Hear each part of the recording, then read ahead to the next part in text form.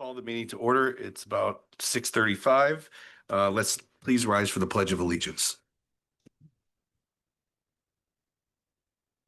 Pledge allegiance to the flag of the United States of America and to the republic for which it stands, one nation, under God, indivisible, with liberty and justice for all. Roll call, please. Trustee Bluthart? Here. Trustee McNeil? Here. Trustee Martinez? Here. Trustee Pierce? Present. Trustee Peterson? Present. Mayor Gardner? Present. All right, we have a couple acknowledgements. This week it's National Telecommunicators Week. It is also Child Abuse Prevention Month. And lastly, it's Autism Awareness Month. We have a couple of recognitions here today.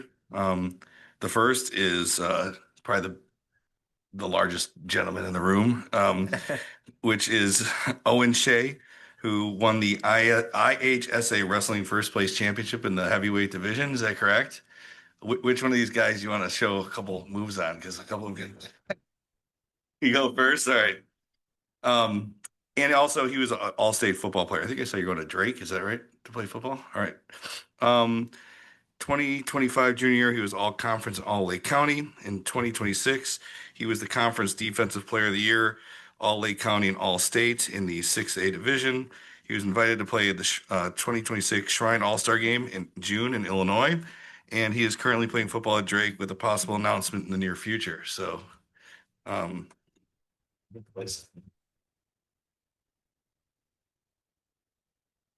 wrestling, he's a three-time state qualifier, 24, 25, 26.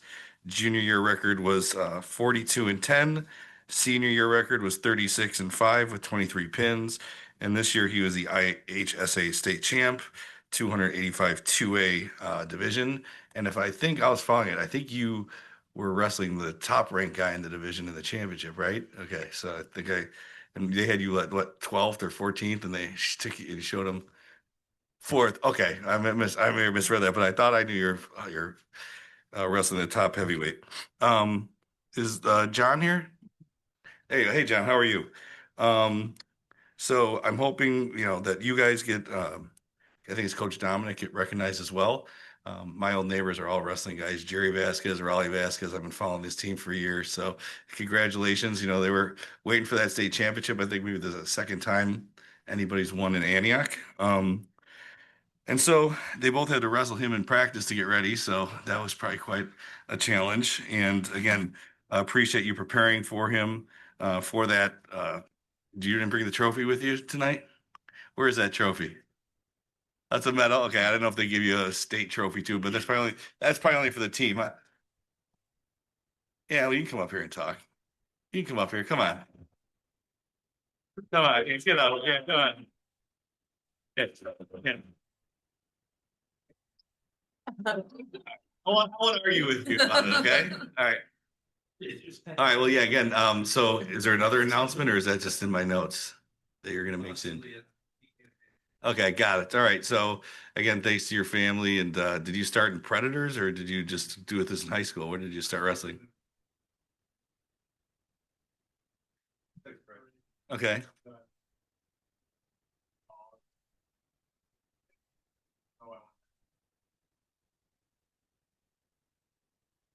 All right. Well, congratulations. And then keep it up. And are you going to do both in college or you're not sure? No. Okay. Coach, you have anything to say? Yeah. Biggest talker, so I would say something that, of course, it's an outstanding achievement, but I think it's appropriate that you name both the football and the wrestling accomplishments that he's had. We got kids who wrestle all year round, no place to stay. That's their goal. That's a 12-month a year thing. To be an all-state Division I football player, the state champion wrestler on the side, I think that just really shows the attention to detail. Every time it steps off the mat, it's focused. It's everything's got to be intentional about. So for me, we're super lucky and blessed to have Owen on the team. But I think just the work, in both of these sports, it's outstanding and it deserves to be said. Just to have such success in both these sports. It's a very special thing. Very happy to be here. Be honored. Yeah, thank you. City tonight. Yeah, we appreciate you coming. Track now or just a break? Just a training break, okay. And I think you've already talked to the village clerk and they'll work on the signage and all that good stuff. So that'll be coming soon through probably clerk and public works getting that organized. So again, the state does it. All right, see, I don't know. The state does. Yeah. So congratulations. And we won't make you sit through this whole thing, but I think there's some other wrestlers here too, right? Is there some other wrestlers that raise your hand if there's another wrestler here? Any other wrestlers? Here you go. Any other wrestlers? Is there anybody here from the Predators tonight? Because they're supposed to be here too. Okay, because I was gonna have them. But again, thank you again. And thanks for coming here tonight. And you don't have to talk if you don't want to. So we understand. You guys, you don't have to stick around and listen to the rest of the stuff. So hopefully they take you out to dinner or something. Maybe 15 lakes for a big steak or something. All right. All right. Thank you. Congratulations.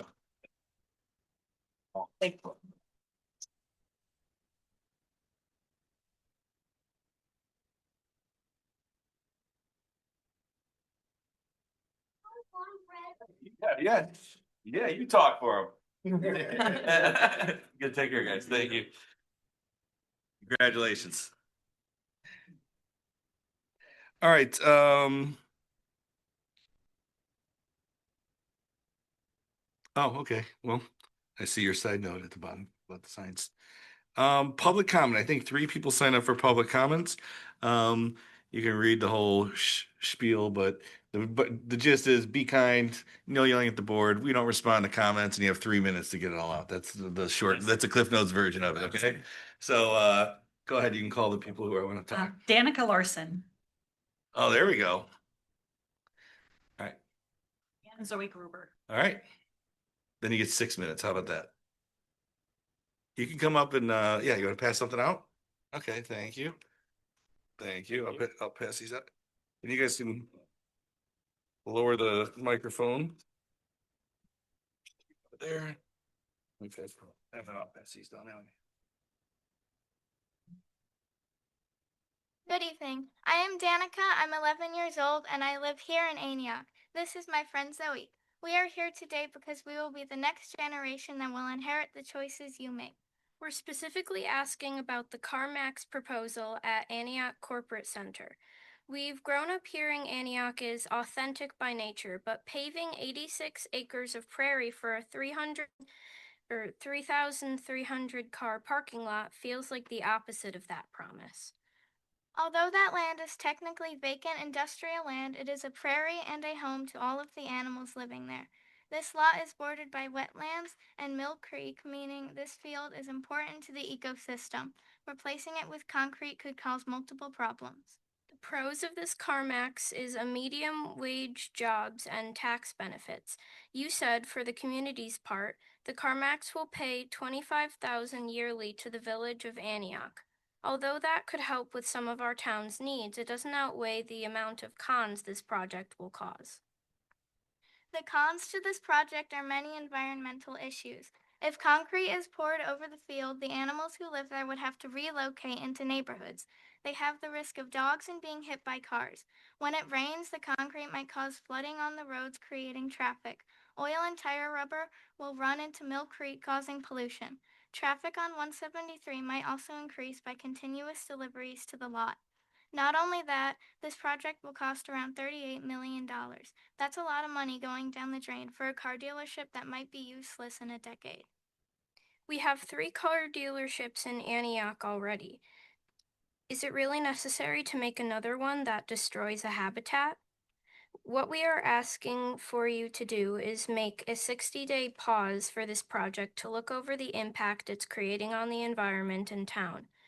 We also ask that you don't rush through proposals for building in the future. Thank you for your time.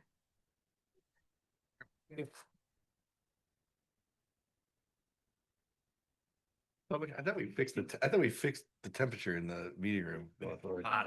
Holy cow. I don't know Celsius that well, but I know 27 Celsius is like 80 degrees. So. All right. Thank you for doing that. Next. Greg Goldbogen. Yeah. I want. It's technique. It was that little kid that took you out, wasn't it?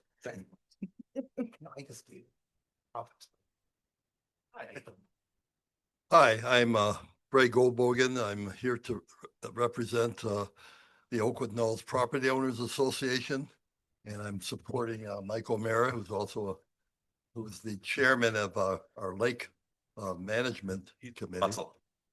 And,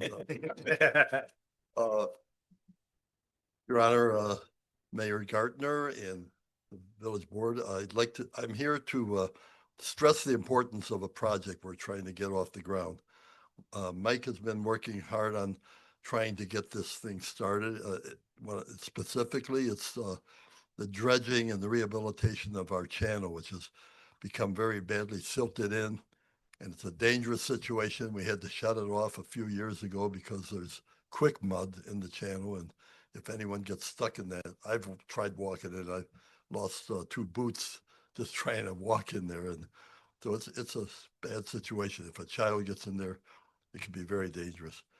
And also, I don't know how many years ago, we had the village engineers look at the culvert going under Oakwood Drive. No, that's Bridgewood, under Bridgewood Drive, connecting the channel.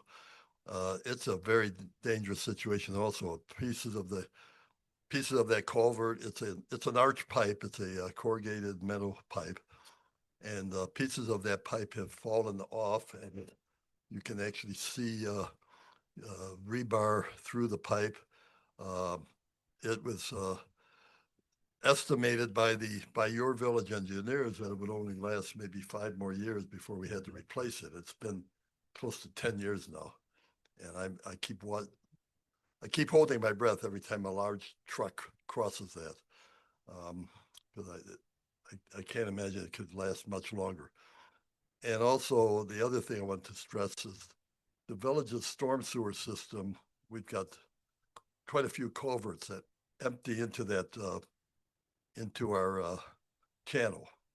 And during the heavy rain the other day, I could see a brown, I don't want to call it a brown streak, that doesn't sound good, but a brown path of silt-laden water coming directly from those culverts. So this has been going on for many years. It's bringing silt into the channel and adding to the problem. So since the village is contributing to this problem, along with a farm field from Wisconsin, we're hoping that you'll help us find the solution to the problem by helping us finance the dredging. We struggle every year. We're not a mandatory association like other homeowners associations. We're a property owners association. And we struggle every year to get people to join and contribute their dues to helping us finance insurance, weed control. So we're turning to the village because we just don't have the money to accomplish this. So thank you for your time. I hope we can expedite this project as best as we can. Thank you. Thank you.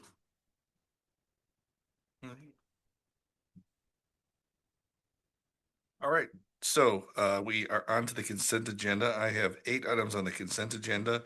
Are there any items that are requested to be removed by any of the trustees? All right, if not, I'd entertain a motion and a second, please. Motion trustee Bluthart, Second. second trustee McNeil, roll call, please. Mason, Luther, Yes. McNeil. Yes. Martinez, Yes. Pierce, Aye. Peterson. Yes. Voting yes, motion carries. On the regular business, the first item is consideration and approval to ratify payments of March 25th, 2026 accounts payable as prepared by staff in the amount of $1,728,113.08. Do I have a motion and a second?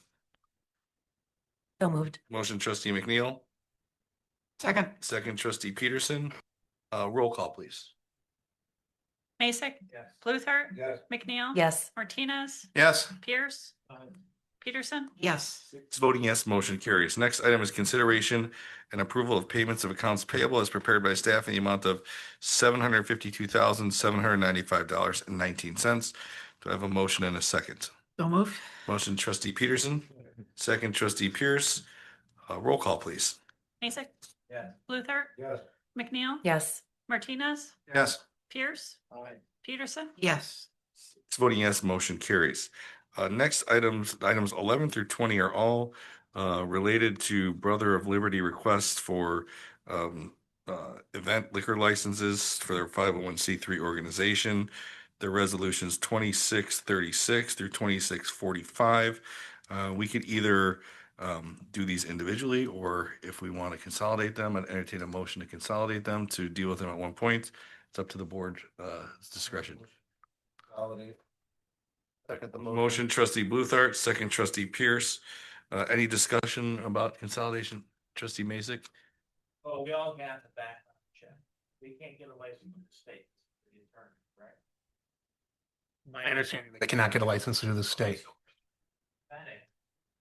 And my question is, if we're circumventing. I thought they couldn't because of the background check. No, okay, hold on, hold. I- hold on.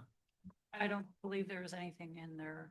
This is the special event license application. Yeah, And this is the motion to consolidate the items into one matter. Right.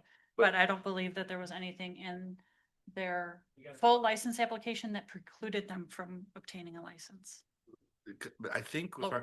and did they get, and they, I believe, got a state license. They've been getting the state Oh. license. for the special. then there was a change in I think there was an earlier membership Yeah. configuration where there was a person who was, so I apologize for that. I think there was a earlier permutation of this group that had a different member that would bar them from licensure to the Yeah. state. Is that, Madam Clerk, am I right or am I wrong? I believe so. Thank you. And I think, trustee Masick, one of the reasons that it's going in this pattern is, I've discussed with staff and the board, and, I'm waiting for these changes to this liquor code to make it consistent. And if we're going to allow or deny the full license, I would like the village to get that license code in place before we do that. So that's why I think they brought all these.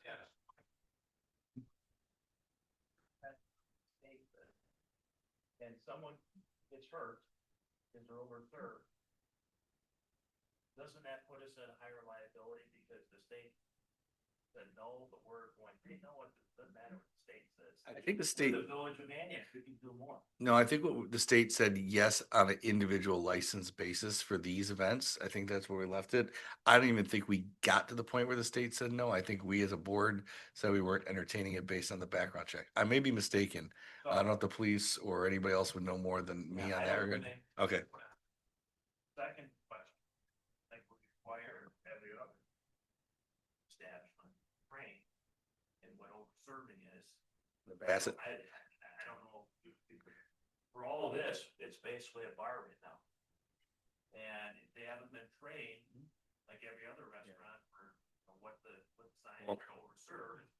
If I know if I'm, and I may be wrong, not to speak for legal, if the four things that I think they would have to be able to do this legally, well, is our special event license for now or a full license, either a state special event license or a full license, dram shop insurance, Bassett training, and the fifth one being buying the liquor through a distributor that, the state requires for certain things. Those would be the 5 items that I think. I believe that's correct. I do. Yeah. Yeah, we should. Yeah. So just for a procedural matter, because I know the clerk, we have one of the best clerks in the state. Where are we at? Are we at the consolidation matter? Do we want to address the consolidation, or how do we want to do this as procedural? And it's separate. Consolidate items 11 Okay. through. And I, 19. we'll address these issues. I just want to make sure we're doing it Okay. in the right order. So, It's consolidated. Yeah, 100%. Yeah. yeah. I mean, in either way, we're not going to do it 9 times. You could, 9 then- times. Right, but again, I think procedure would, trustee Masick, and I'm sure you don't want to say this 9 times, 9 times. 9 times over and over again. So if we do it, this argument's equally for whatever, 1 or whatever it is, 11 through 20, yeah. It's equally applicable to the same. So if you don't mind, if it's okay, we address the consolidation issue, the procedural issue, and then we can talk about the substantive issues. And I do believe that there's representatives from the applicant here in the back left-hand corner of the room. Do we have a motion? And a second? Motion is second, consolidate. So let's do that vote and then we'll take the other comments after that. So why don't you call roll on the consolidation, please? Mason? Luther? Yeah. McNeil? Yes. Martinez? Yes. Pierce? Person? Yes. All right, 6 voting yes, motion carries. Okay, these are consolidated now. I have trustee Pearson. Well, Okay, you know he's not done. yeah.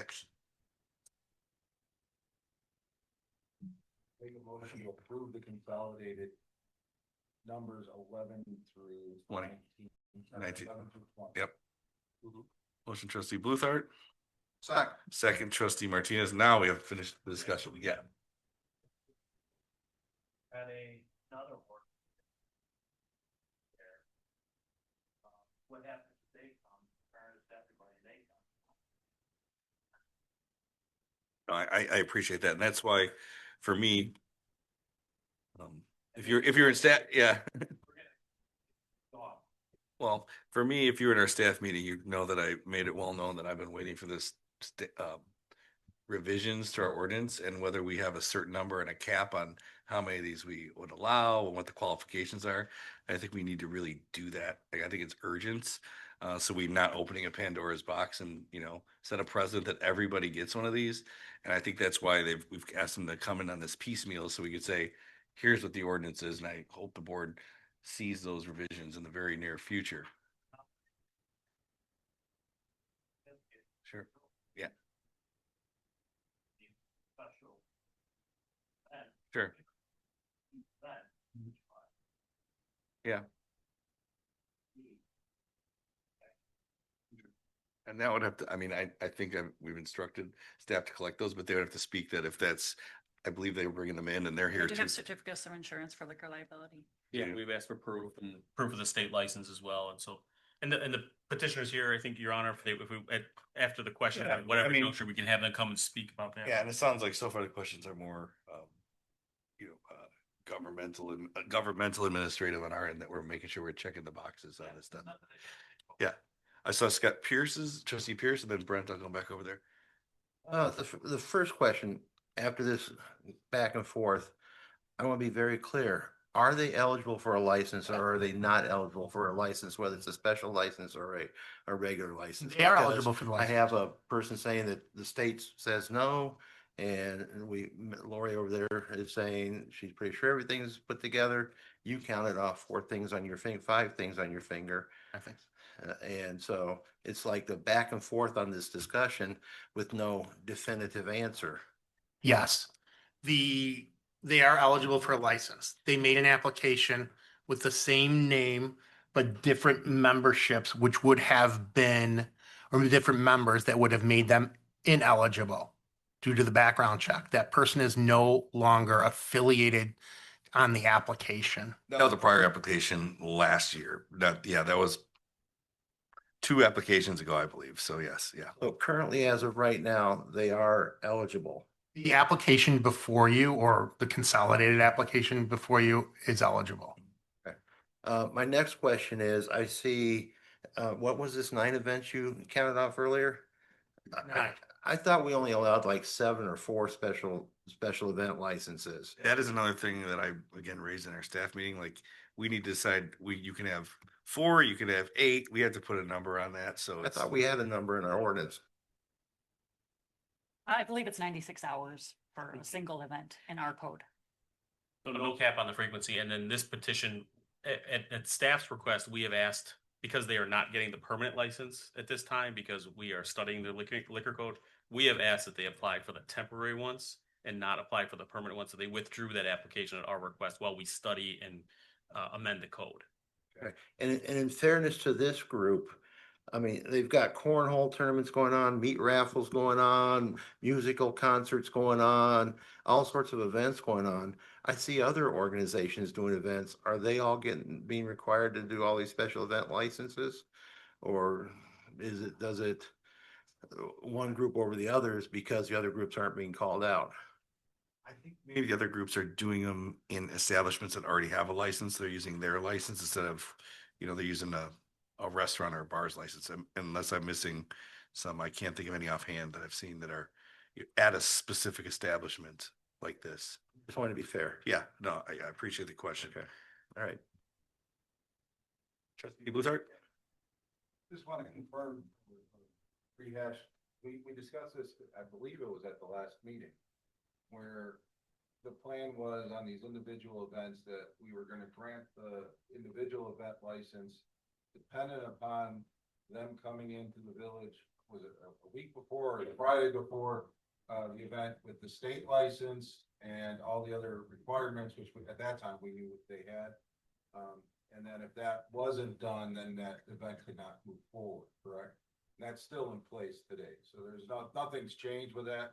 It's just that we're getting all these events at one time. Yes. Yeah, they still have the same requirements against the state license, the insurance and those items. And My only concern, and honestly, is just the waiving of the fees for this many events. As long as they are giving back to the community, which I guess we don't have any requirements of them showing us what they're doing, but that's my only ask, is that they do provide services to the community with since we are waiving the fees, is that you actually do give back to these various organizations. And if you're willing to provide us with that information, I don't think it's a requirement, but I would love to see who you're giving money to and so on, but you know, and hopefully we get to the point where we clean up our license requirements and we can get you under a full-time license. But right now, I'm supportive of this, but I'm leery of, I want to make sure that this money is being raised for charitable purposes, and not just to line pocket. any other comments? Otherwise, yeah, sure. Final. If this is approved and they have, let's say, the meat raffle, they have a rowdy crowd in there and they're fighting over ribs and pork. How do we enforce off this when the other ones are already approved? We could always revoke it. I think, call them in for a liquor commission hearing. If, yeah, we can call them before the liquor commission. And we could, All these, because the liquor commission could still. there's the second one. Mhm. Okay. So then we can sit there. Yeah, we could issue a citation and then bring it in for a hearing before the There's a commission. process for that, but And do they got the training for the, I forgot what. Bassett culture. I believe the one lady that was here last time did say that they did have the Bassett training, which I know is a state requirement. Worried about not these guys, Sure. but other people. If they have one violation that causes a revocation of item 1 or 2, you could revoke the other 8. Like, there's a reason. One of the factors is, has your liquor license been revoked before? Where they put themselves in jeopardy is by having each one of these individuals. I mean, they know, you know, right? We're going to pull them all. You guys lose it once, it's done, right?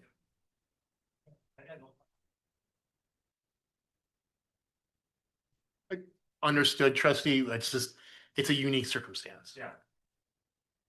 All right. Roll call, please.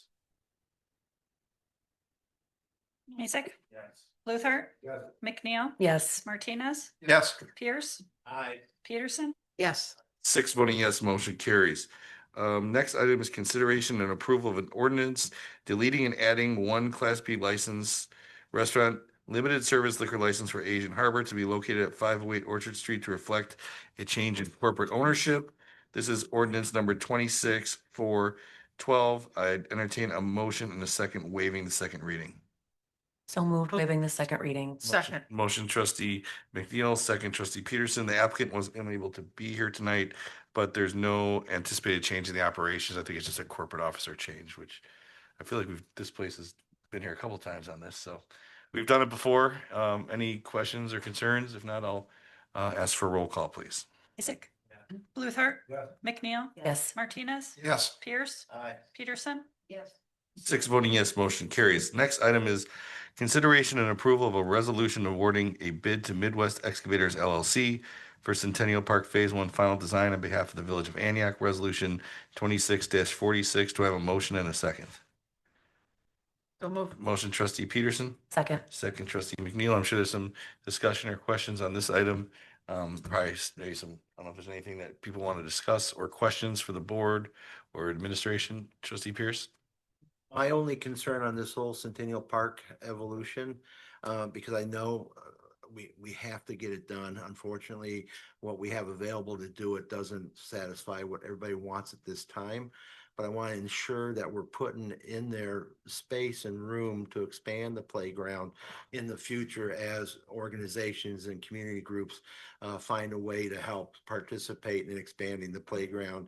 I mean, am I happy with the playground design? Not really. Is it what we have to accept it right now? Yes, it is. But I go to so many places and so many groups make stuff that's similar and better, and I want to make sure we don't landlock ourselves. Sure. Yep, so for better or worse, in this particular case, this is phase one, so there's an entire phase two to this park, which is malleable. We can change that design. We can go out to bid. There's plenty of time for a phase two. There needs to be funding for phase two, so there's certainly that opportunity that still exists. Any other questions, comments? Sure. So cameras are gonna be in this, it's, yeah, pickleball art. And I'd love to get a couple of those on camera, so it starts going for this, because pickleball's too loud. Yeah. I think, I know that's one of the alternates that they did Is it- make sure they add, yeah, it includes that technology. So, Internet and cameras Yeah. are included as an alternate. all right. Just so Ed knows, I did ask the chief of police to start looking to AI software that does real-time monitoring of the cameras. Yeah. Ask him for his professional opinion first. All right. Well, sounds like we don't have much more discussion on this, so I'll have to roll. Oh, trustee. a question. Peterson, yeah. Katie, are they gonna be able to use those baseball fields this year? Okay, that's it. Call, please. Mason, Yes. Luther, Yes. McNeil. Yes. Martinez, Yes. Pierce, Aye. Peterson. All right, 6 voting yes, motion carries. On to next two items were unanimously accepted on the reports and recommendations on March 11th. And it was a long time ago. I already forgot what we talked about then. So the first one is consideration and approval of an ordinance amending section 10-14-8 of the village code regarding wall signage and Antioch downtown sign district. This is ordinance 2604-13. Do I have a motion and a second waiving the second reading? So moved waiving the second reading. Motion trustee McNeil, Second. second trustee Peterson. Yeah, This is for the materials, and then the next one's for the lighting related to the sign at what is it, Hope's Playground? Ground. Yeah. I just find it kind of interesting that we have one that requires interior lighting of the signage, or no, I'm sorry, requires exterior lighting of the signage. And we follow it with a variation to allow somebody to not have exterior lighting. Yeah, so the first one allows for the different material of the sign, and then I'm just No, noticing the inconsistency. inconsistency there. All right, roll call, please. Mason, Yeah. Luther, Yeah. McNeil. Yes. Martinez, Yes. Pierce, Aye. Peterson.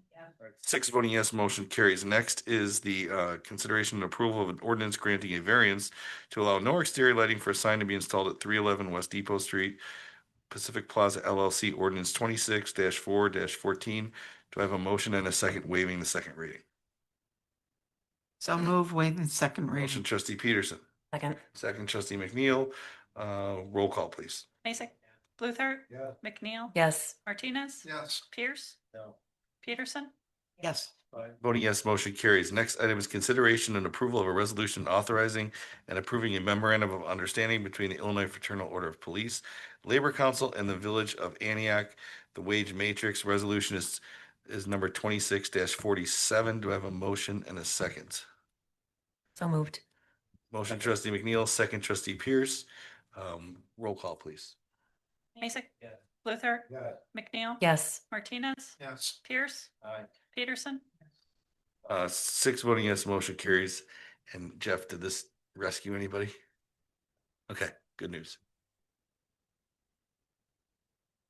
Okay, good. All right, good. Thank you. Administrators reports. Thank you, Mayor. I do have a couple items tonight.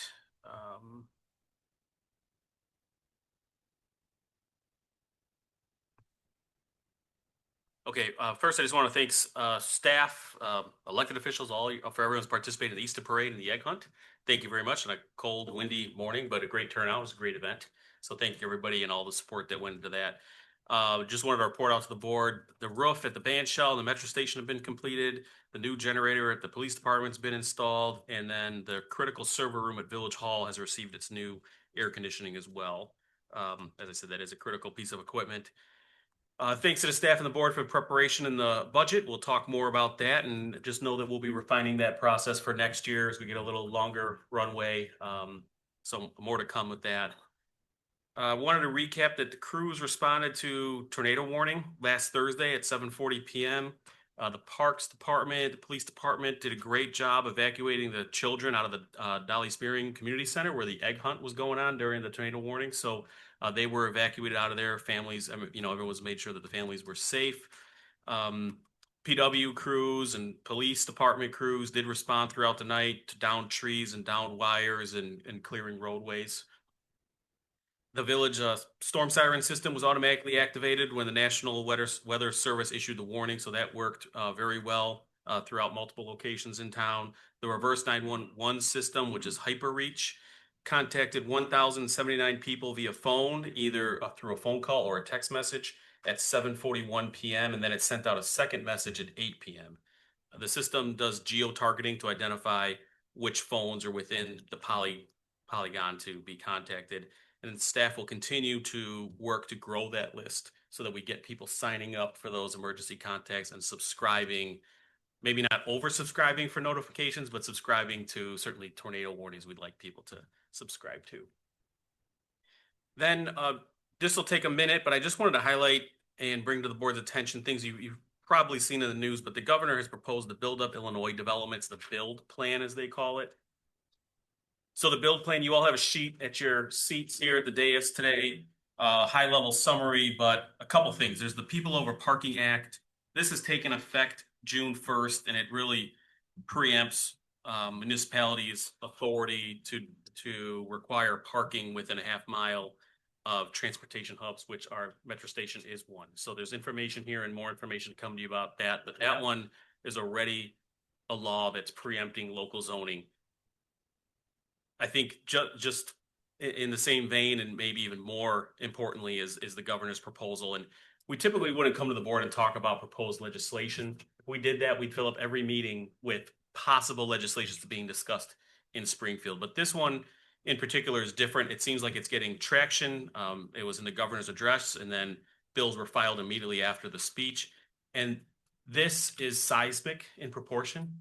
These 7 pieces of legislation that are part of the build plan from the governor would be there'd be no bigger change in local zoning authority until you go all the way back to 1970 when the Constitution was put in place and there was home rule authority as part of that. So this is really a big deal for local governments and municipalities across the state. As I said, there's 7 different pieces of legislation, and you can read about it. We'll be giving you more information about this. We are following largely the lead of the Illinois Municipal League, who's come out in opposition of this legislation, really fighting for the municipalities' rights. But just to give you an example of just some of the things that are being discussed here, there's Senate Bill 4060, which effectively says that effectively would say that any residential zoning lot in Antioch could turn into an 8 flat by right. So if you have a zoning district, if you have a zoning lot that's 75,000 square feet or greater, you would be allowed to build an 8 flat and put an accessory dwelling unit or cluster housing on that lot by right. So our zoning, we have R1 zoning for 12,000 square foot lots. We have R2 zoning for 9,000 square foot lot minimums. So those lots satisfy the 75,000 square foot minimum and could be eight unit multifamily buildings as of right.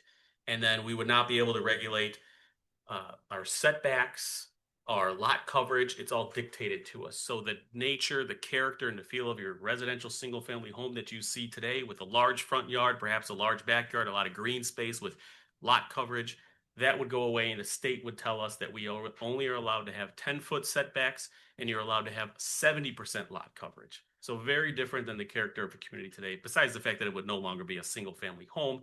it could be as much as an 8 flat. So you're telling me I own two lots in Open Knoll side by side? You're They're, rich. they're combined. I can put at least one 8 flat in there? Yes. If it's Right in the middle of minimum Open Knoll. 7,500 square foot, then you can do up to 8 units. State law. There's also subdivision control, so it's not, but this is state law. So So the- so when you go down 12, before you hit 120 on the east side of the road, they got all those new complexes for the townhomes. That could happen here.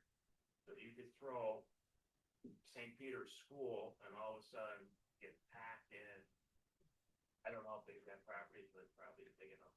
Well, I think right now with that, I think where we limit right now, what we limited them with was our parking restrictions and, you know, the density there. If there's no parking restrictions, they could put as many units as they could probably fit on the property, right? Yeah, which is another piece of the legislation that they further limit parking requirements. But now there is a piece that a developer would hopefully want to put a certain amount of parking as an amenity, if you will, for the folks that are going to ultimately occupy the property. But besides changing the character, you know, if that density were to occur, your burden on services, on the police department, on the library, right, on parks services, schools, exactly, schools. How much do we have to expand the school classrooms and all those things? And so we collect impact fees to address those based on evidence-based impact fees. Well, there's another piece of legislation in the same build plan that now sets the impact fees across the state. So Antioch would not be allowed to set our own impact fee formula. The state would tell us what our impact fee formula, and that would be the maximum that we could charge. So those are just 2 quick highlights out of the 7 pieces of legislation in this build proposal. Staff will be sending you information in the packet on Friday. You have a quick 1-sheeter that we put together that just quickly summarizes it. You know, it's to address the need for housing units, okay, that the governor has stated that needs to be built in the next, you know, X amount of years. And the allegation is that it's local zoning and the municipal land use control that's preventing those houses from being built. So that's the allegation.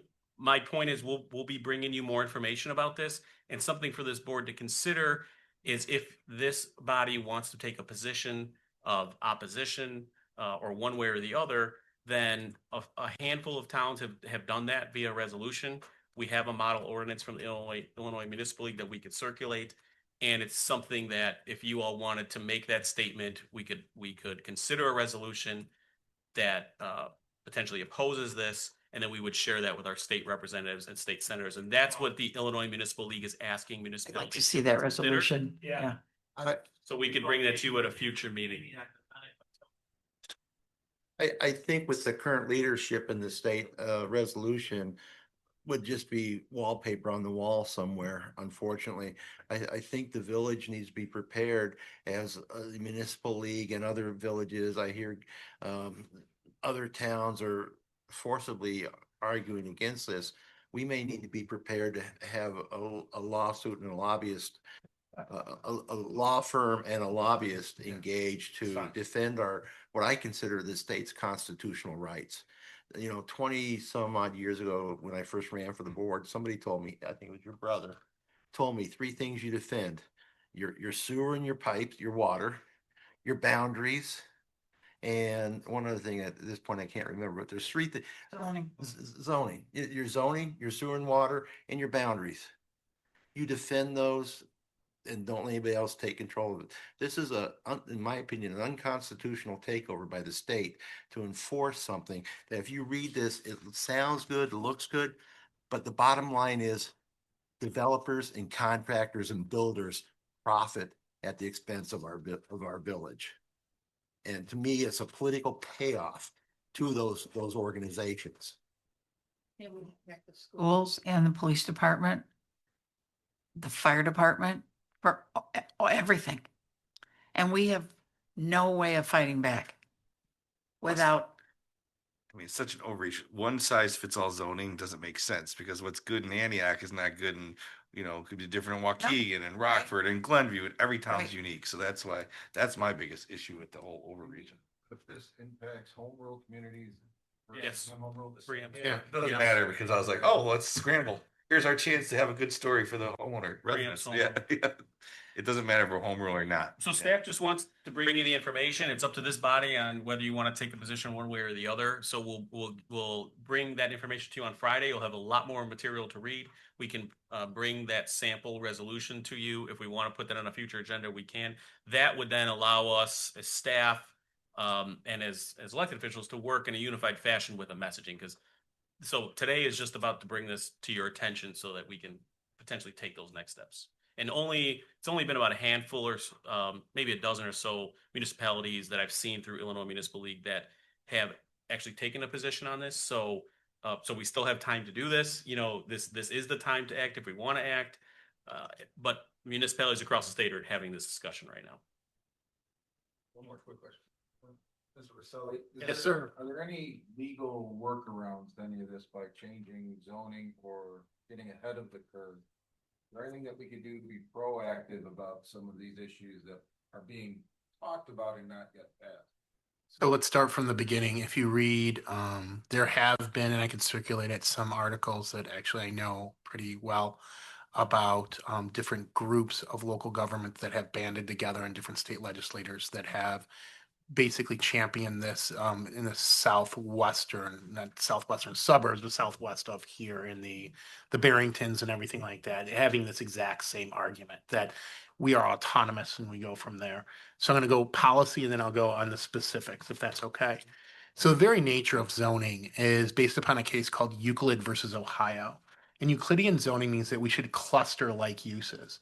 This is anathema to that. So you could have a cottage house and you could have an 8-story unit building right next to each other. It's absurd. There is one town, a very large city, you may have heard of it, Houston, Texas, that has no zoning laws.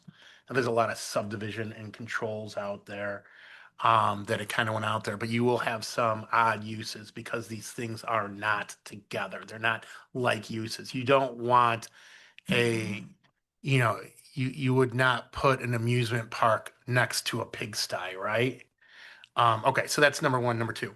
So my thought when I have thought about this, how I would address this is by changing lot size requirements. So what you do is you create different lot size requirements and then you make the different type of restrictions more difficult to go on from there. Now, will that get challenged and to say that that's a de facto? And now I'm just saying that's a de facto workaround on that. It might be. I don't know. I hope it doesn't.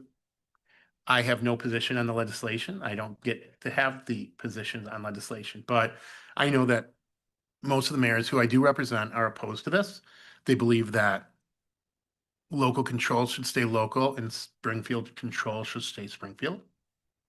And when you combine all of these, you are really stripping a lot of the land use control and authority if you look at the aggregate of these changes. So yeah, we'll start working on that. And with your okay, Mr. Mayor, we'll put together kind of an action plan with regards to that and how we could take the next steps to go on from there. Can I just ask one more thing? Yeah, I'm sorry, read that. As you mentioned, these are monumental, colossal changes to zoning in the state of Illinois if they all go through. Even just the parking thing is monumental. Is there going to at some point be a need for us to say all these changes are so monumental that we have to take time to ascertain their impact and how we deal with them? And in that time period, we stop accepting any applications? A moratorium?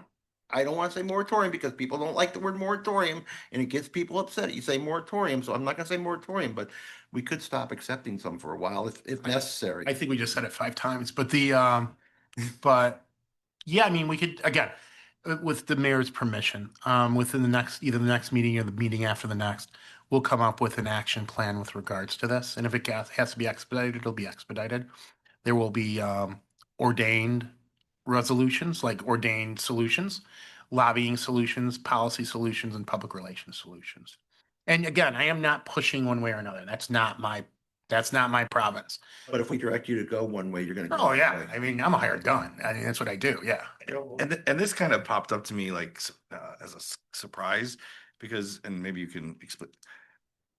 I'm wondering, and you guys maybe know this, like I know in the RTA bill, the 1.5 mile radius was a thing they were trying to pass and it got taken out. So is this kind of their Springfield's workaround on how to get that control back? You know what I'm saying?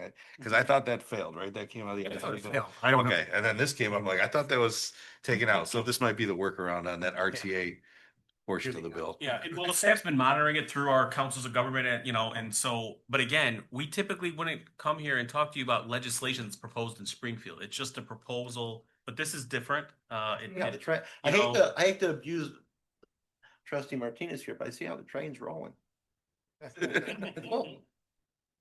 All right, well, that's good information. Thank you. Anyone else have anything on that?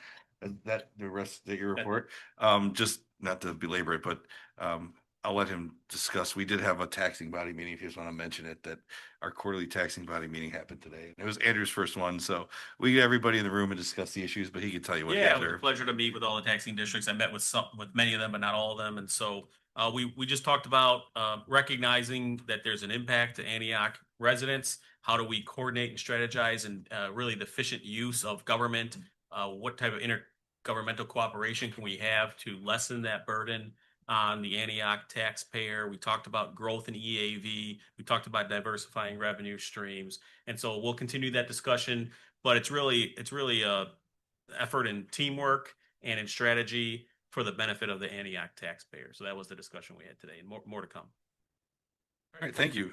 Village clerk, trustees. Well, I had to look up something on the laptop. This stupid camera's right here, so anybody that's on Zoom, see what they got looking up the discussion, whatever, and it's looking at my landing strip. Can we read Yeah. this? I mean, I have a freaking ball. No, we need a filter on this. It makes us all. Yeah. You show, it adds 20 pounds and makes us all bald. We all really good. When I was watching. But maybe there's something is there something on the screens where it could like black out, like if it's not Maybe we can look at a like privacy. a filter, maybe there's like a screen. filter or something. No, I know.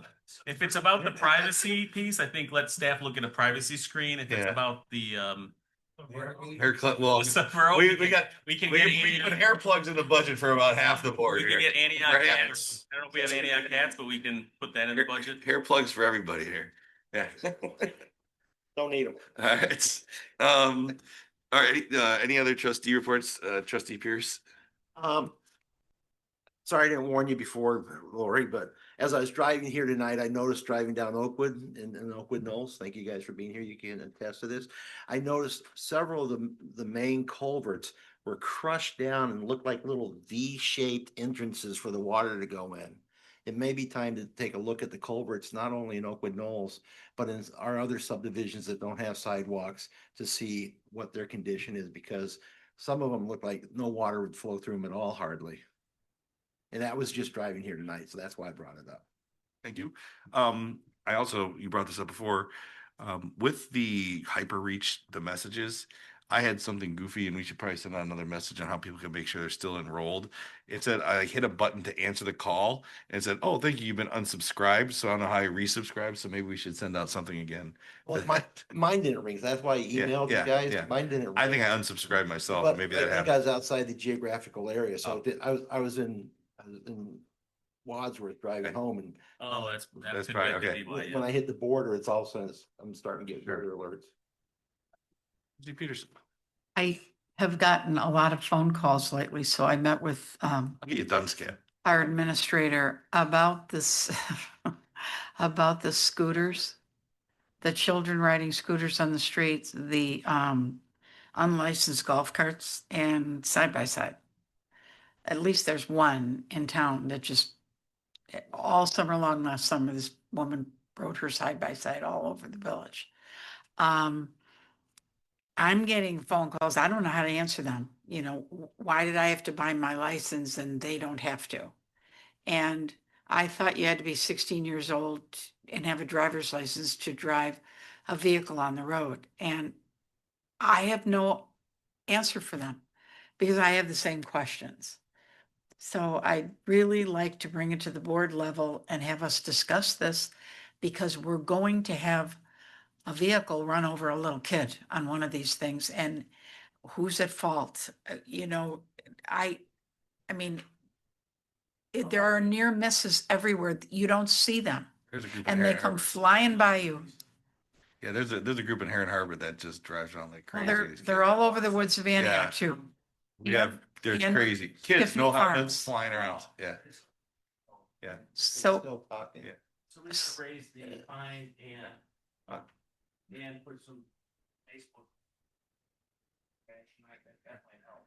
well, no, Yeah. we need an ordinance Yeah, and an ordinance. and we need to actually fix this so that if something does happen, and God, I hope it doesn't, but, we have answers for these people. That's a So question could we put it on, for a cow meeting. And is this Please. for obviously like motorized vehicles? Is this also the e-bikes? Because that's a whole nother thing. This is not the e-bikes. all of it?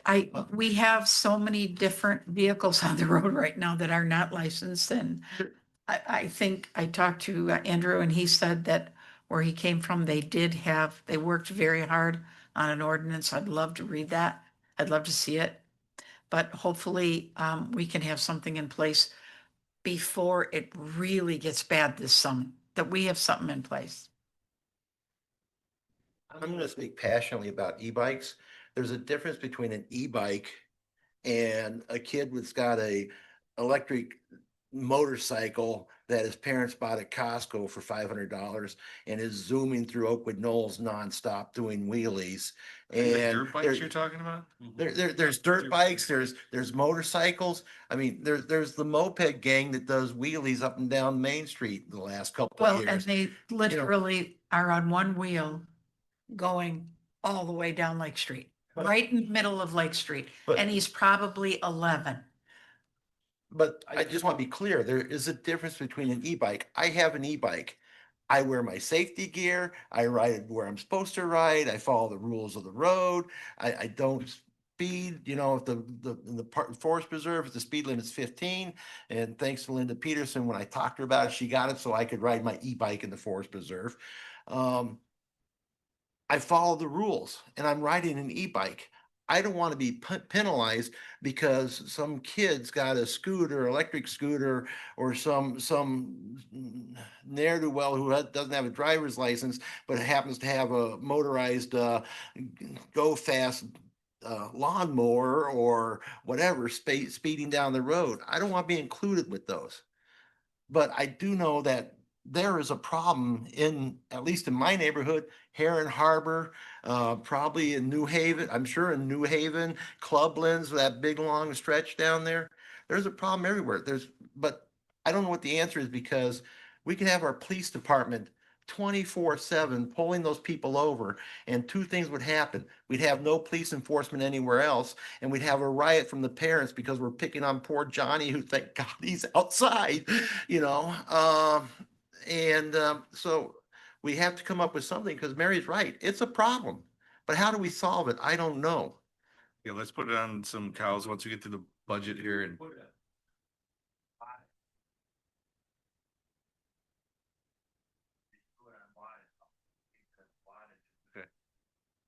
Could we put it on the next cow?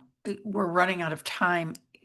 I would say whatever we're done with I would say probably the first one when we make sure budget, or at least we're in if we're gonna vote on the budget that night and we're like to that point, I would say yes, we should put it on the cow so we have some time for it. I don't want to bury it with a budget discussion, if that makes sense. I just don't want to wait till Sure. July for this. Yeah. We need to do it as soon as possible. Okay. Any other items? Otherwise, I'll ask for a motion to adjourn this meeting. Yeah.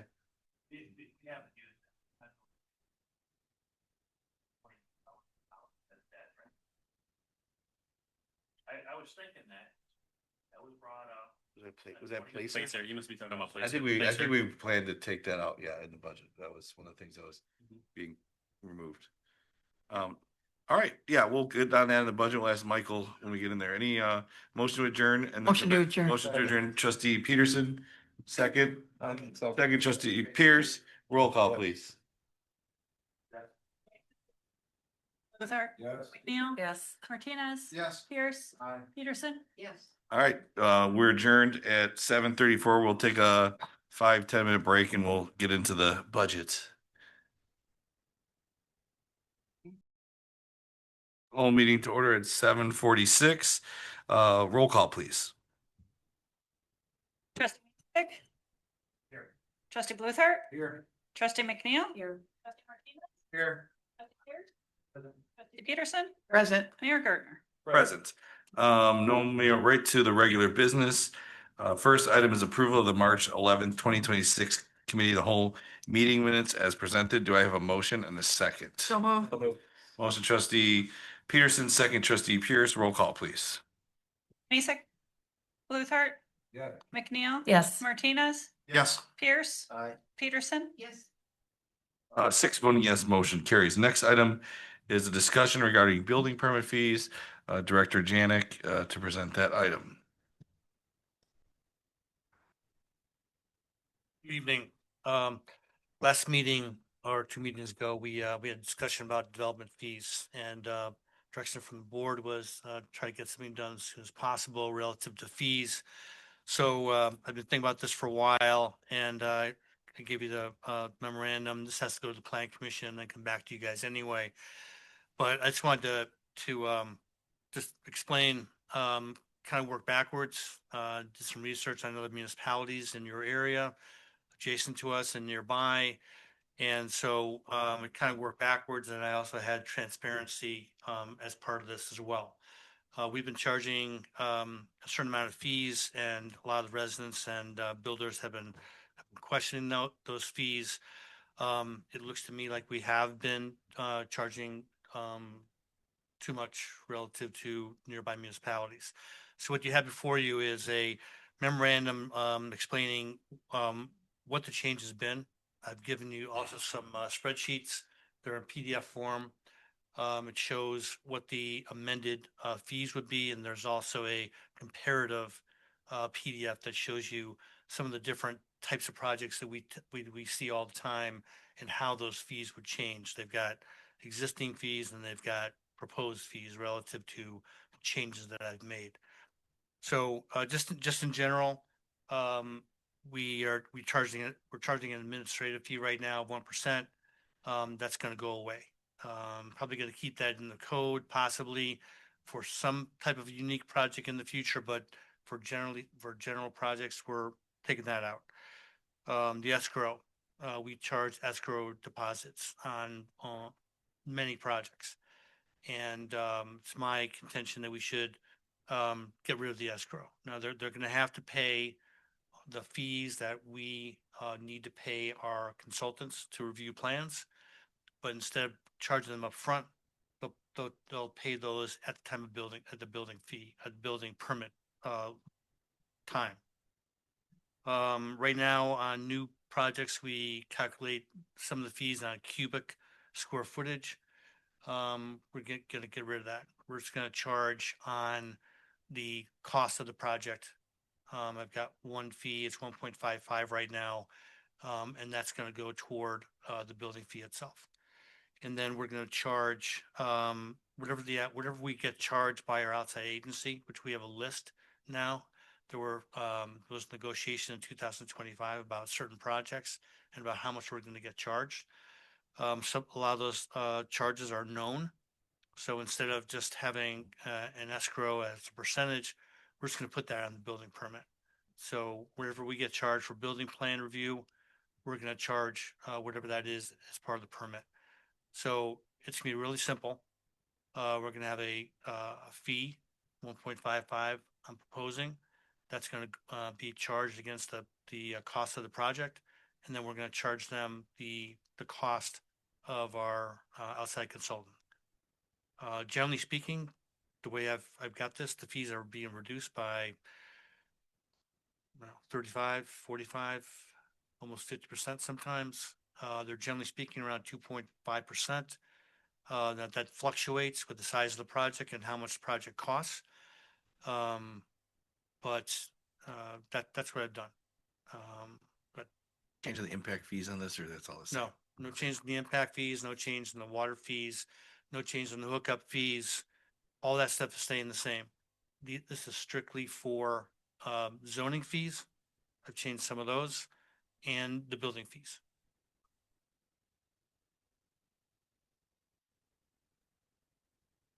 If it's a deck,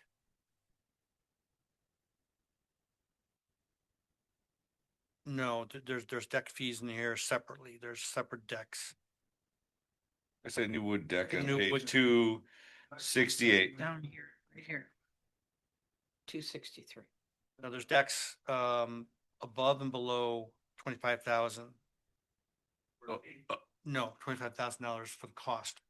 So above is like $430 versus it was 612. You know, unfortunately, I didn't copy that.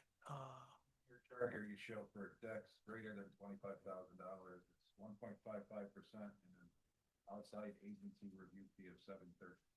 Right. And under 25,000, it's 1.55. That's correct. That's correct.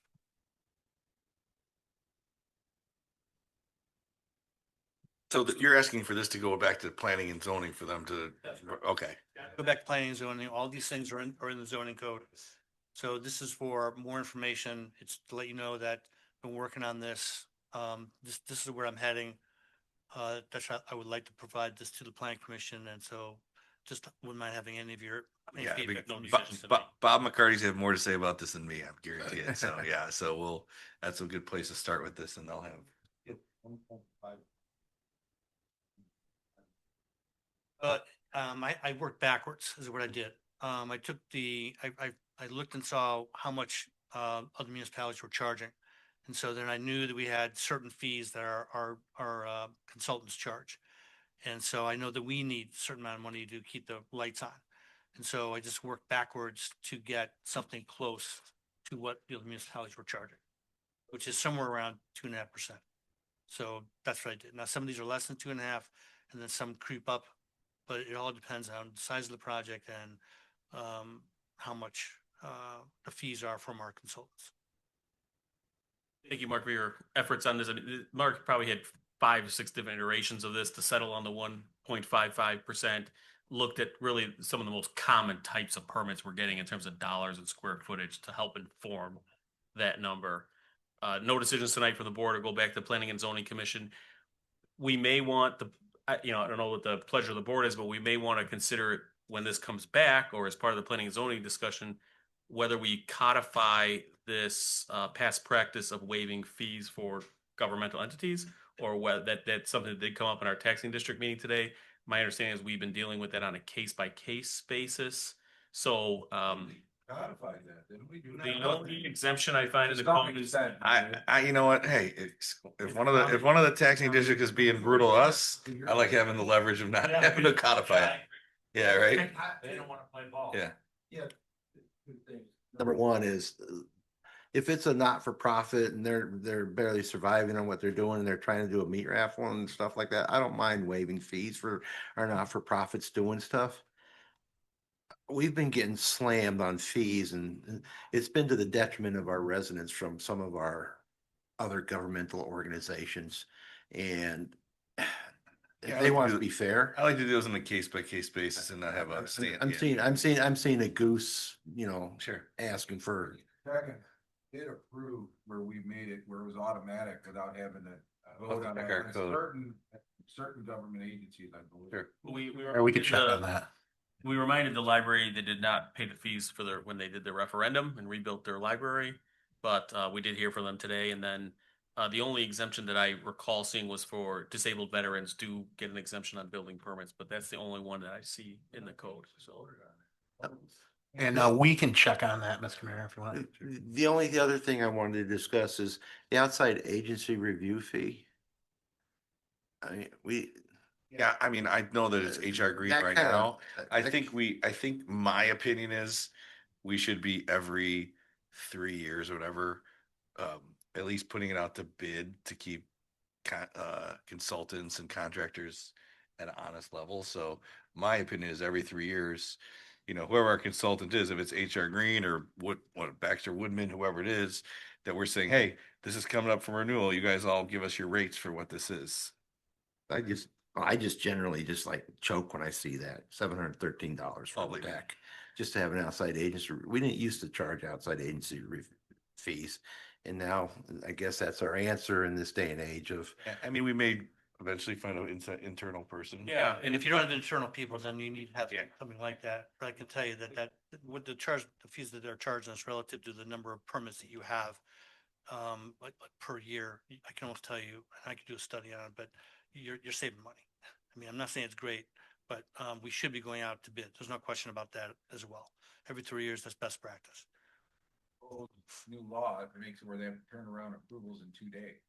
So that's gonna jump those fees through the roof, because you're gonna have to hire people and pay expedited fees and everything else. 2 days. 2 days. Or they can do That's their own. inspection. I might even see my emails in 3 days. There's a lot in the bill. There's a lot. Okay.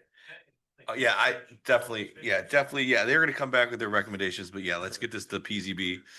What, when's their next meeting? May 6th. Okay, so good. I'm publishing for May 6th. Okay, perfect. Well, more to thank you come. for all the work on that, because long time coming. You hear a lot about our code in the next year, I think. So, with that being said, the man of the hour, it's your turn, I think. So this is the initial budget presentation and CIP. So the slide deck is in the packet, which is updated this afternoon. So look at your iPad if you know, if you happen to, you want to follow along, if you happen to read that whole thing and memorize it, the current information is on your tablet. Director Peterson. Thank you, Mayor. I had a hard time printing it out.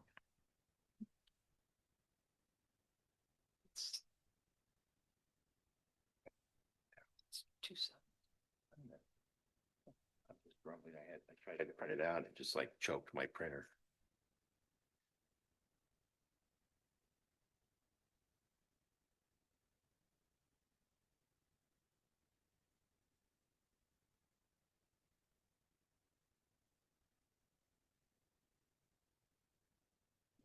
This is. I left my notes in the office. Yeah, you can start. Mike, you can start. I just put my notes in the office. Think of the most important things now. Yeah. What should I skip to? So the agenda, so.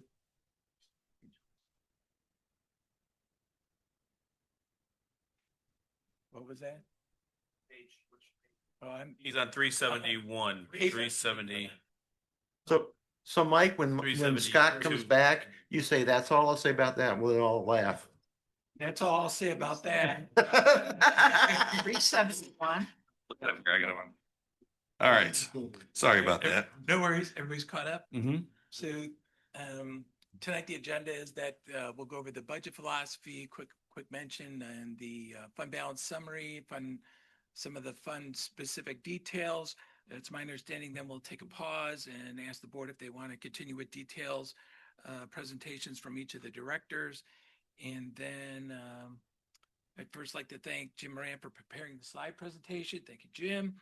I'd like to thank Administrator Lichterman, the directors, mayor, the board for their patience and assistance over the last couple of months during the budget preparation. We're still actively updating numbers as information becomes available. Budget philosophy. So emphasis is straightforward budgeting method that is easy to follow and maintain. Very important to note, there's a couple dozen additional line items that have been added this year. The great thing about that is it makes it easier for us to budget, because now we see a single line item versus when I first came, the two line items that I didn't understand, and I don't think a lot of the directors understood, was the contract payments and line item for other professional services. They were kind of a catch-all of a lot of items, and I think the mayor said it a few times that that's where dollars were kind of hidden, that we didn't know what was really in there, so there really wasn't as transparency, if you will. And so now first year I couldn't tackle everything. I said, I'm gonna tackle these two items that I don't know the reasons for the two or how to define them.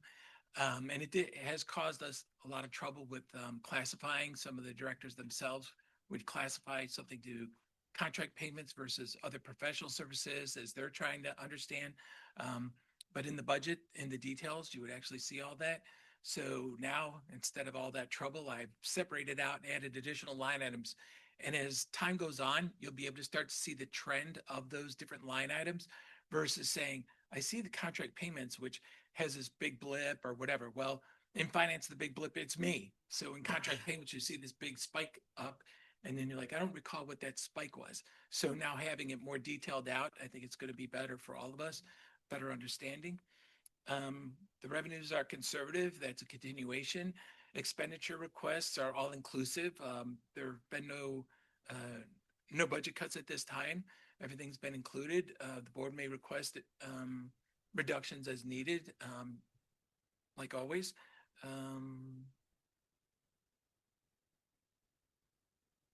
I was asked a few times about this. Is the 2027 budget balanced? I hate this question. If you ask 5 finance directors, you're probably going to get 5 different answers. First of all, we wouldn't give a blanket statement about the budget in its entirety. So what I did was I said, all right, I will separate out each fund for you and give you my feeling about it. So the column that says balanced, yes or no, that's me. That's what I would say about it. So all the green ones, I would consider balanced, but there's things to consider. The use of having loan. Do you consider it a balanced budget if the revenues don't meet the expenditures? Well, you're saying a loan is a revenue, so now you're saying it's balanced because now we're putting debt in there. So I'm not a fan of loans or debt to balance a budget. There's use of reserves at times to balance the budget. So someone else might say, that's not, I don't consider that balanced if you're using reserves. What I would say to you is the fact that it's not balanced doesn't indicate a problem.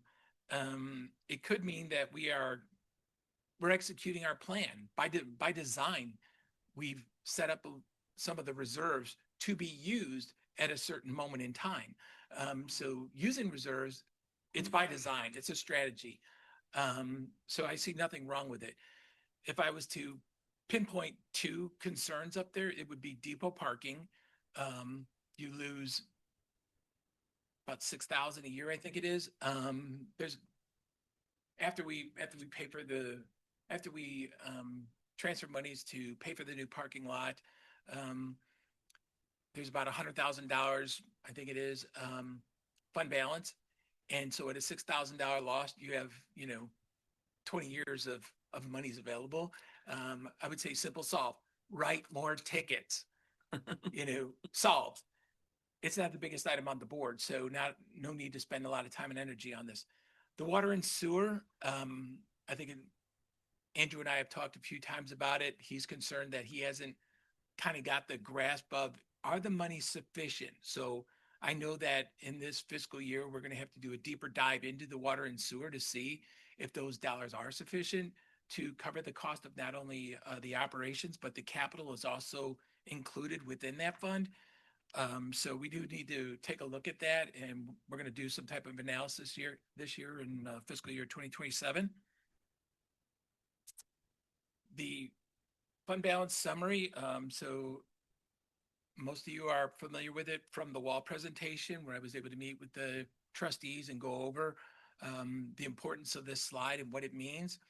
And so as a summary, the first thing you'd want to know is that the general operating, each year that's up there, these are the fiscal year end numbers, the projected forecasted fiscal year end numbers, that for the general fund, I have intentionally put those dollars at 25%. That is the fund balance policy. All dollars in excess of that 25% out of the general fund are automatically moved down to the capital projects and equipment replacement accounts. So that's how you're funding that.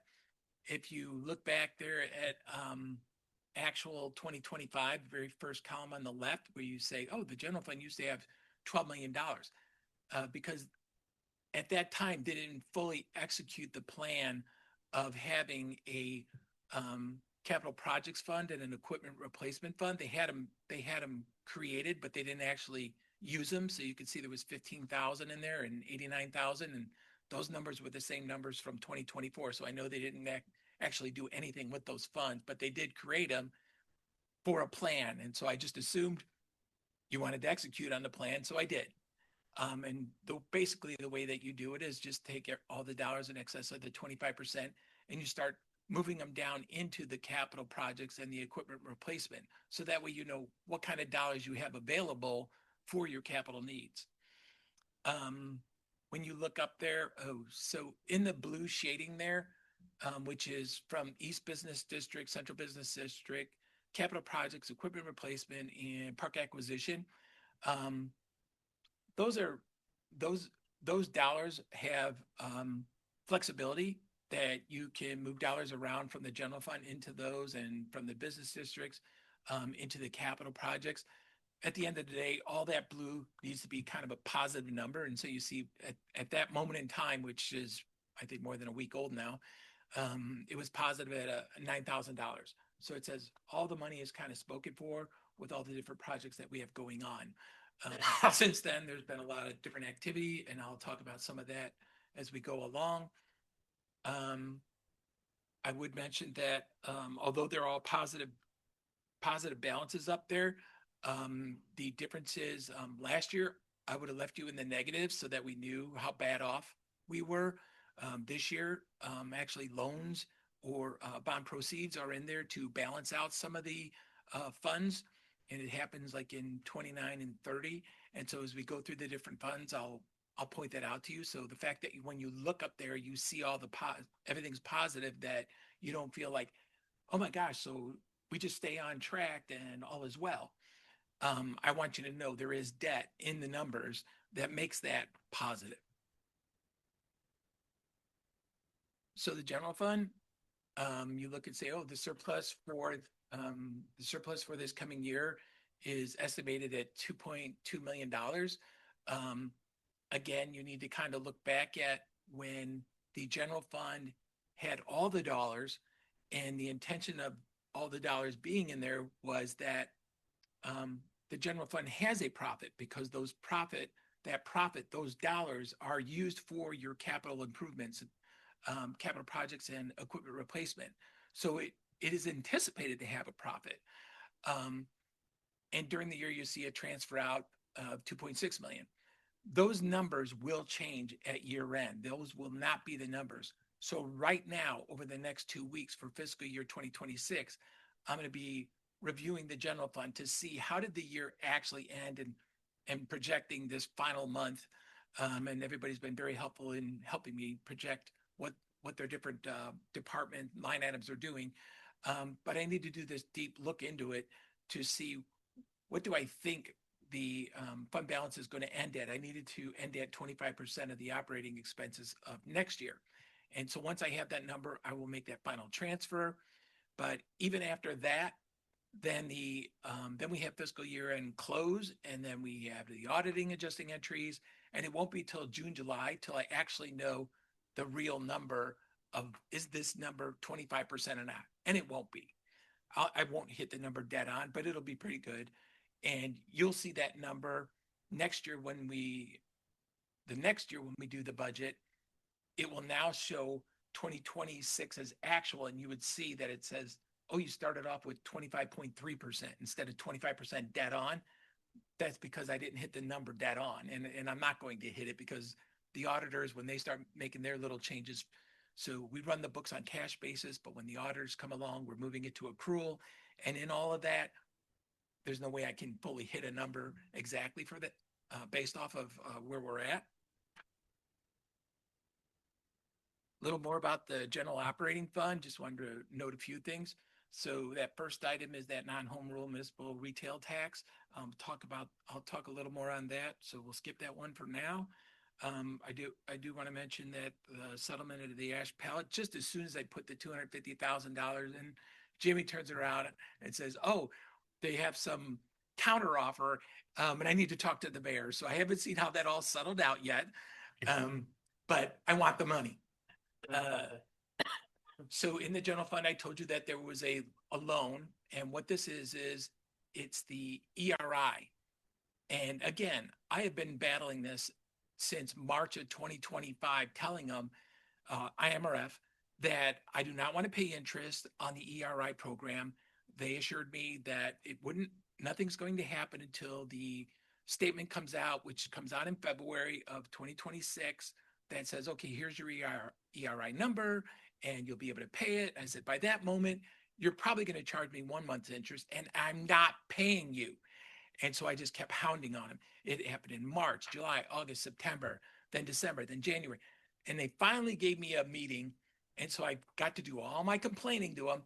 And I just was able to get them to waive $165,000 off of our bill, which is pretty amazing to me.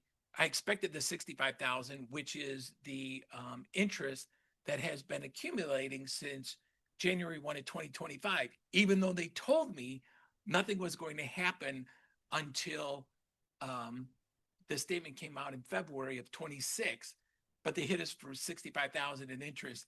So it wasn't even that hard of me complaining. They just said, we had an error, our software isn't fully up and we're going to waive that 65. And I said, thank you, thank you, thank you. Let's move on to second item here. The village had a SLEP, IMRF SLEP, the Sheriff's Law Enforcement Program. So you must have had someone in the police agency in the 80s. And since the 80s, they've been charging interest. And now the number is 99,000. And I said, this is ridiculous.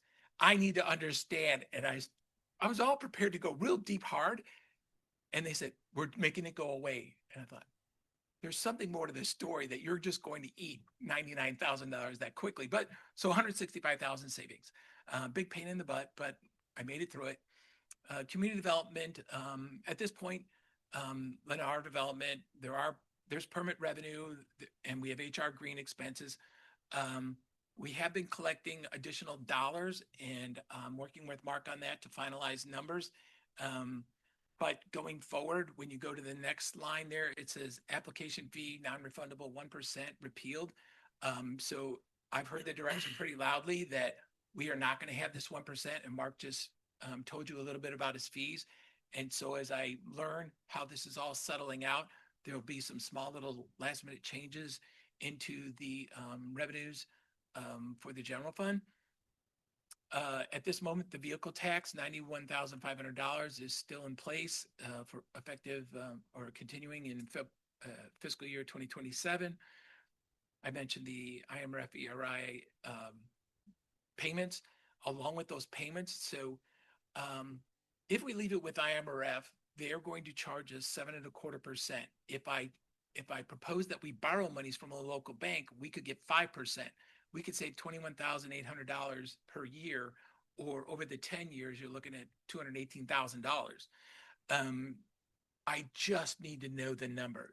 They were, after this phone call, they were supposed to give me the numbers, which was last week. And then they came back and said that they haven't finalized Mary from Parks retirement, which has been how long? How ridiculous is this? Like, they've really gone a bad direction. And so they can't give us our final number until they settle out Mary's number. And I'm like, fine, I'm not paying interest. So now I just pushed the thing. I pushed our loan and the payment out into 27. Originally it was budgeted for fiscal year 2026. So I'm happy to wait that little extra, because if we were to get the loan from the local bank, that could end up as a paragraph in the budget. And right now we could be looking at going out for bonds for tip marketplace 173 improvements. And you do not want anything negative in your audit. And a paragraph, you may not think it negative. You just don't know how the rating agency is going to view things. And so we're trying to do as many things as we can to have the audit as clean as possible, so that if we end up having to do the bonds, that audit looks as clean as possible. Sales tax sharing. So we have sales tax sharing in there for Kia. Right now, I think I mentioned a couple times to different people that the Illinois Department of Revenue, they have some hiccup in their software, and they're not accurately reporting the car dealerships. Don't know why. So I've not made a payment since September to Kia, and I've sent a couple of messages to them saying, listen, I know I've not paid you, but I don't know the actual dollars. I am more than happy to pay you an estimated 60,000. I know I owe you at least 60. And then once I get the numbers from the state, then I'll true up your number. And she hasn't returned my call, so I need to Surprised find. my phone hasn't rang. Yeah, I'm surprised my phone hasn't rang on that one. Well, I don't, Yeah. I don't Usually I'll know. get a call. Yeah. So now I feel like I need to go over there and see Okay. if she's okay. Not sure what's going on, why I'm not getting the callbacks. Coons, is also seeking, some type of, incentive, and Andrew's actively working that right now. So I'm hoping to have a number before we finalize out, the 2027 budget. Sales tax, I just want to mention to you, just so you have an idea, that the top three businesses, in the Antioch, bring in a little over the third of the revenue, the sales tax revenue. Including automobile sales tax.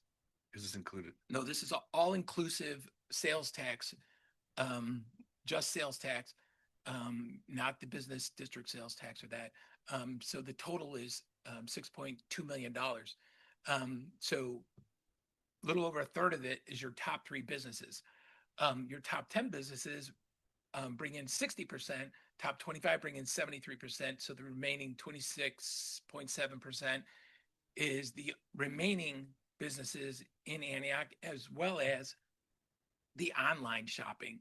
So you can see we have 6,191 businesses reporting sales tax to the village of Antioch? Antioch.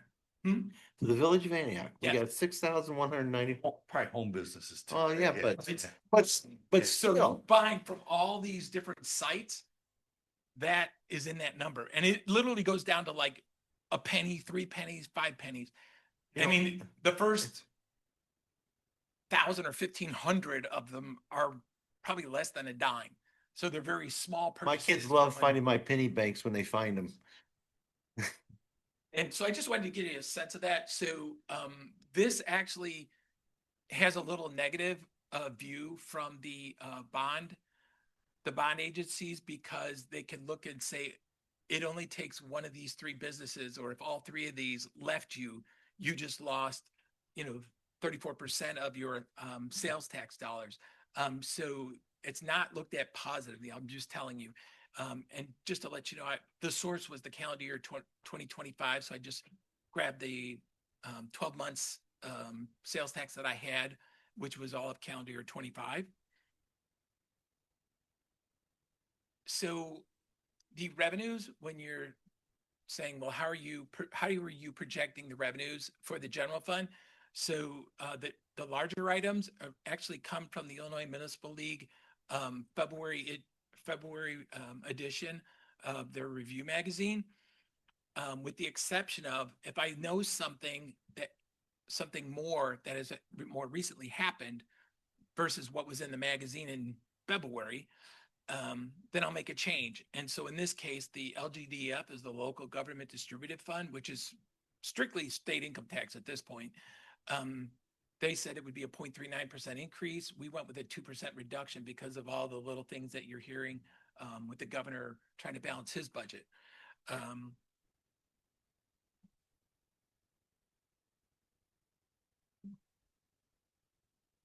So this is my finance director celebration. So usually staff only sees this twice a year, when I complete the budget, which is not completed, and when I do the audit completion, I give my little celebration to staff. So I'm going to show you quickly what this looks like. Rather go to the camera. So that concludes my celebration. So so this is, I'm going to tell you what there's a reason for my celebration for this evening, and I'm going to get to that in a second. So that's my Saturday Night Live Superstars celebration. So the mayor's initiative. So you've seen this at least 3 times, where the mayor's initiative was to diversify revenues with the least impact to the Antioch residents. Our goal should be to reduce property taxes. So you pass the non-home rule municipal retail tax. That was diversifying the revenues. Thank you. The property taxes, you've reduced the property taxes, which could have been the full 5%. You reduced it down to 3% for the average household. Okay, and the average home being was 310,000 in 2022. 24, January 1 to 24, it's 335,000 in January of 25. So they had an 8.1% increase in their value, but we kept the dollars that we were charging at a 3%. So this $335,000 home is actually going to see somewhere around a $28 increase. So there should be no finger pointing at the Village of Antioch for being reckless in the tax levy. $28 a year to the average Antioch home increase in property taxes. And there's one home that actually hits that $335,000 number within $10. No one else is there. When you say it's the average, I go, oh, there ought to be a lot of homes that are all at the 335 number. No, there's literally one. So I also mentioned at the time of that another important consideration, I would be coming back to you in April, here I am, was the vehicle tax repeal. So reducing the tax impact on the residents was kind of coming along with the mayor's initiative. So today, around noonish, we received our first deposit. Hallelujah. I've been waiting on this. So the first non-home rule municipal retail tax came in for April, which is the sales from January of 2026. So $205,736. If you said, well, let's just do some quick math here. Multiply it by 12, that's 2,468,000. My original estimate was $2.5 million. So I was $31,200 off. But what I put in the budget was 2.25 million because I said we're conservative, and for fiscal year 2027.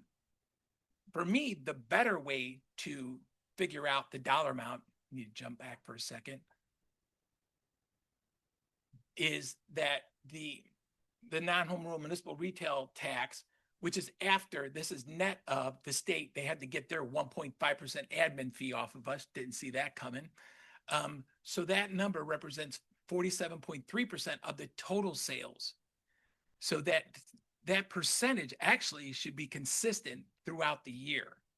And so what I did was went back the 12 prior months and said, what were the sales and what would have the tax been if it was equally 47.3%? That number comes out to 2,835,000. And that's the reason for my celebration. But assume that January, February are the lowest sales tax numbers of the year. You can see it right there. So when you say January, February, Everyone's paying off their Christmas credit cards. Yep. So when you look down, you see the 414 February is the lowest, Mayor. You're dead on right. And the 491 is pretty close to the second lowest. Yes. But you could see throughout the year, we just missed the December, November, those high months. So again, I feel like pretty good that the 2.8 million is a good number. So what does this mean for the budget? So the top line in each of those is the sales tax, what I had in the budget for 2027 and the out years. But now you have, and the top row is taking the January number multiplied by 12, saying 2.4 million. And this is the difference, 369,000 additional dollars if I use the low number. If I looked at the high number, which is the 47% of all the sales, there's an additional 2.68 million over budget 27 and the out years. So you can see in 27, you could receive potentially 585,000 additional dollars. Then it drops down to 424. We were a little aggressive in 2027's number. But you can see now, like, there's quite a few dollars that could be coming our direction. So, and that doesn't include the marketplace when that gets built. Does not include marketplace. Yeah. Excluding the amount we have to pay them to get it. Yeah. Don't forget that. Yeah, that's TIF. Yeah. So back to Mayor's initiative. So again, diversified revenues completed and least impact to residents. That's the opportunity for the board to help me complete the mayor's initiative. So what I need from you now is just the direction of what I need to put into the final budget. So right now there's vehicle tax and they're at 91,500 over 6 years. It's 549,000. In October, we agreed to absorb credit card fees. We agreed that the residents, the card holders would pay the credit card fees, which is around 48,650 or 292 over the 6 years. If the village were to say, we will absorb those, and the reason that you would do it, you say, you just had us approve this in October. It's a good decision. I don't like expenses. And I think if the more people that would go on alternative ways than the credit cards, you know, especially in utility billing, and that number is up, that people are not using credit cards and utility billing. They're now using the auto withdraw or auto pay system, which I love. It's the cheapest and the easiest way for us to collect money. But if you said, okay, there's a problem going on with permits. Some people want to pay their permit by credit card, but the state of Illinois law says that we can't charge more than a number, and I think the number is $40. But if somebody has a larger permit, it would exceed the 40, and there's no way for us to cap the fee. So I had to say, then you can't use credit cards because I'm not going to break the law. I'm at the tail end of my career. I'm not going to be party to this. So we need to look at, do we need to make people happy and let them use the credit cards for the permits and whatever? So if you said, yes, we do, I'd say, then here's your shot. I'm willing to say, forget the October, plan that we had. You have additional dollars. Those dollars could be as much as 2.68 million. These two, vehicle tax, eliminate the vehicle tax and let the village absorb the credit card fees, represents 31% of that total additional $2.6 million. And if you go, what if you're off? There's a lot of room for me to be off here for that to not happen. I think it's good, but everybody wants all the dollars that the village needs. Understandably, you could make this, you could eliminate the vehicle tax and then have to put it back on the books a couple years from now. I would say before you put it on the tax, look at your expenses. Cut your expenses before you turn around and say we need more money. That's what I would say. But this is all you. This is my life budget here.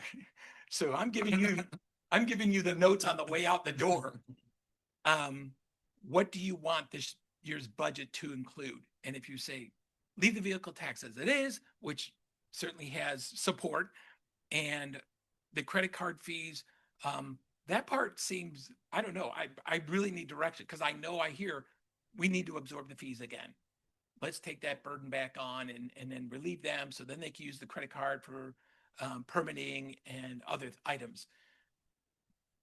But I need the direction. I don't have that crystal ball. Let me just add in terms of opportunity, we're talking about building permit fees. There is an operational issue that we're running into. I think we saw it with golf carts and other fees where you can't pay on a credit card because it's either on or it's off.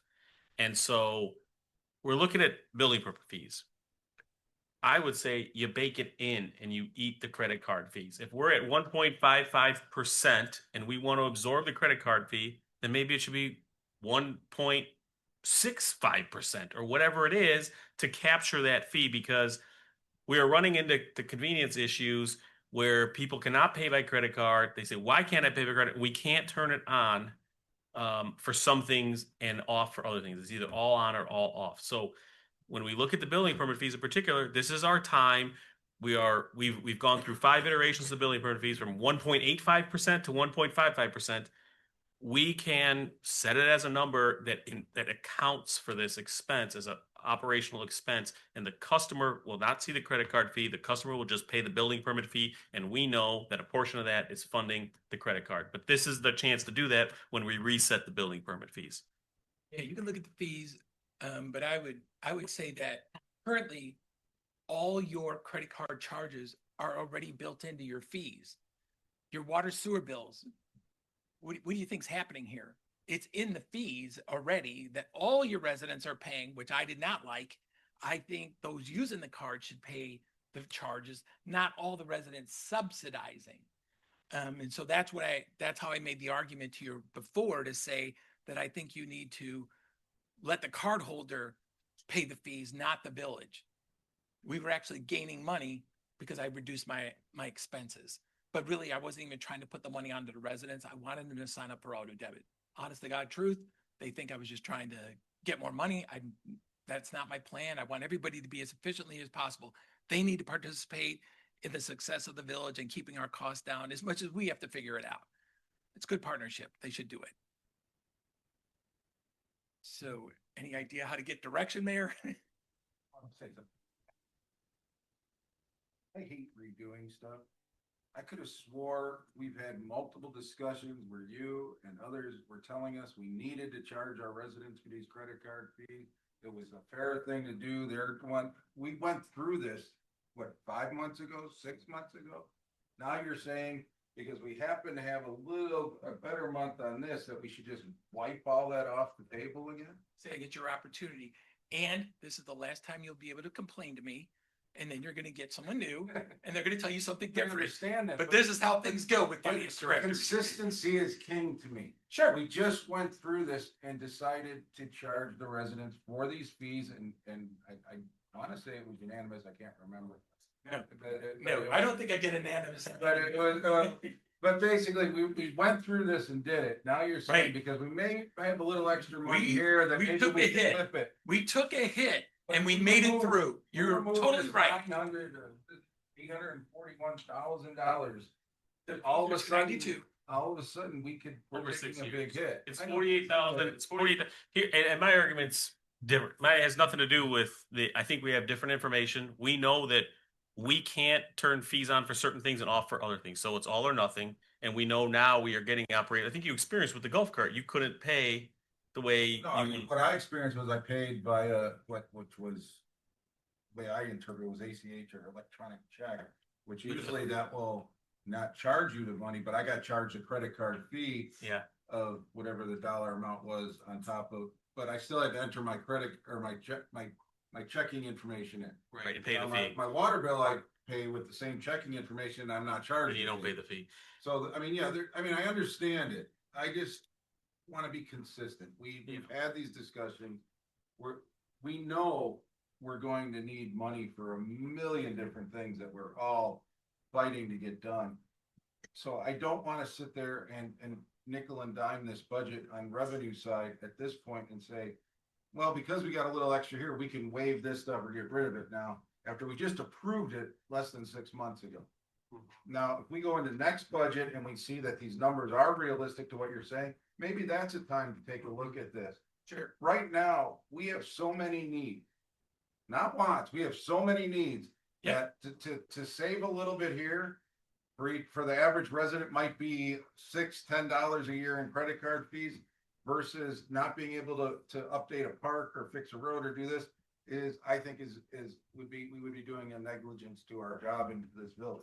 So that's my opinion. I might be in the minority, but I'm thinking these Understood. fees should stay where they're at, and Yep. let's look at this after we had a year of that tax in place, not just an estimate based on one payment, and then make decisions based on it. Yep. So to be clear, you were going downhill quickly until I convinced you to pass the tax. So now you have this windfall of money. Windfall. You would have crashed and burned without that. And you have that. And when I brought it to you, I said, can we do this? And per the mayor's initiative, we will do what we can to have the least impact to the residents. And so we did it. But now we don't want to reduce anything back, or let's wait, which is totally your option. So I hear you as a no, what is it? A no to the absorbing the fees, and are you also a no to eliminating the vehicle tax? Okay. Yeah, if you just do it, add the fee on the bill and give a discount for auto pay. So everybody gets a fee, whatever the fee is, $3. Bill goes up $3. But Right. if you want to be on auto pay, we'll waive the $3. It'll be less money. Then that gives everybody the incentive to go in your direction on auto pay. I don't know if our system could do that. I don't know if you can do that legally. It's But here, Everybody. I'm not saying that we have extra revenue, so we should absorb the fees. What I'm asking the board to think about is that, first of all, we have a $22 million budget. We're talking about $48,000. So we shouldn't get completely hung up on this decision tonight in the $20 million scheme of the budget. Michael's looking for direction, so I can appreciate that. But it's not that we have a windfall of money, so we should absorb fees now. What I'm asking the board to think about is we know more. We are actively getting complaints that they can't pay with the credit card. Because of the fees for the state of Illinois and the cap is limiting us to take the credit card. So we are getting those operational complaints as a customer service thing. The second piece of that is as we reset building permit fees, which we're not going to do annually, hopefully we set building permit fees and keep them for quite a while.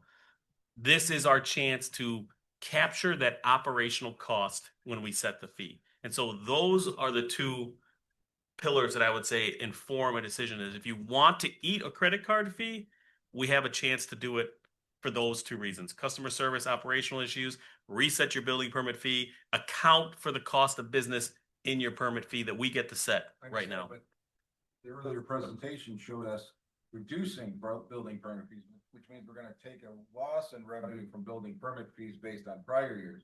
So we're already, we all agreed, and we're gonna be listening to more on that once it goes through planning and zoning, that the building fees are coming down. So our revenue from building fees are coming down. Now, I agree with you that if we want to charge credit card fees and has to be built into those fees for building, no problem. I get that. We're already giving them a reduction in those fees. So if you build in and it's 1.6 Still less. instead of, It's still less a than the lot less than customer. they were paying. Yes. So 48 grand's half a police officer. And overall, building permit fees are actually going up this year because of Lennar, because of the activity in the business Right. community. Well, I'm saying, But each permit is going down, yes. And so- Police officers. Focus on the money. But we need to focus on this and make the quick round the room. Yeah. This is what I need. Right, but that's what I'm getting at, is that this is, in my opinion, I think we have so many needs, not wants, needs in this community. That to save 151,000 by absorbing these and doing this for this budget. And almost whatever it comes out to 841 over the next 6 years. I'm not prepared tonight to get rid of that 151,000 based on all the needs that we have. Yeah. All the police issues we have. I mean, we just passed an ordinance tonight where we basically spent that 151,000 on an additional police salaries in order to keep our office. Now we're saying, okay, we spent it there, but now we're gonna give it back over here. Right. I don't think we're in a position to start doing that. Now, I agree with you 100% that where we need to do it is I'm starting to cut the expenditure side. And then, once we start doing that, then we can start looking at cutting these smaller revenue items, because then we're showing the people that we're not just collecting this money and spending it. We're being smart with our expenditures while trying to, we have needs. I have your vote. Ed, did I get your direction? My direction is we need the money. Okay, moving on. Vigney? I think we need the money, but I had a question. So with the operational issues that you were talking about, how were other municipalities doing that? Because when we passed the credit card, we got the whole list of, oh, everybody else is doing this. Are they having the same issue or is it our software? So they're accepting credit cards, but you don't know that they're absorbing that they're passing on the fees. That was the whole hiccup to it. If we absorb the fees, then we're paying it. So there's no problem. The law is you can't charge the card holder beyond a limit. Dollars. And the only way to do it was to say, well, then you can't pay your ticket revenue, your ticket, traffic tickets. And pass that fee on. Yeah. You can't pay, So you can't just- charge more than 40. Just think about you as a consumer. You go everywhere, use a credit card. You just pay, and the price is the price, and you pay it with a credit card or with cash. And that's what I think the government needs to catch up to modern times. Accept the credit card. Except the It's restaurants. baked into the price. So we're like the restaurant. Well, they have like a Credit it's card. COVID. They put a 3% credit card. pass and a restaurant fee. And some, but you go and you use a credit card. The price is the price. And so I'm not saying to give up the $48,650. I'm saying in the building permits, we're about to bring a discount. You can discount it by that $48,650 less, so that we are still even. The residents are still getting a discount on their building permit fees. We are absorbing the fee. I mean, it's really the way that you consume anything you know, anywhere we use a credit card, the price is the price, you pay the credit card, the fees are baked in. 6 months ago, you were sitting here instead of here. And then- Having this discussion. Right here, I was making that exact same argument when I Voted no on this, And- and this, yeah. this scheme. So we can And- capture, And to me, We absorb the cost, but we build it into our Yeah. fees, as I said before, because it's causing an operational problem for the staff, and it's also causing a PR problem for the board. I agree. We know that now. And We've lived it. that's We have why I different said, data. that's why I said 5 or 6 months ago, and sometimes we make changes. I don't think we get rid of the vehicle tax. It's been baked in for 30 years, 20 years now, since we eliminated the little sticker that I proudly had on my car for so many years. But I think that this is an opportunity, as they say, to make it easier for our staff to process things, calculate into the price of the fee, the cost. And really, building permits, even though we're going to reduce them anyways. We can bake that fee into there, and the building permits will then pay that amount for the majority of our residents, except for the guy who got the speeding ticket or the adjudication fine or whatever else, or wants to pay his water bill or whatever on with a credit card. I don't like driving here every month and dropping my check in the box or dropping it at the thing. I don't also like paying credit card fees. To me, I'm old school. It's a way of life that I grew up on. You brought a credit card, you paid the credit card, the business absorbed the cost, and smart businesses wrote the cost into their business. The businesses now, if you go to restaurants, half of them absorb it, half of them don't. They say you got to pay this extra fee.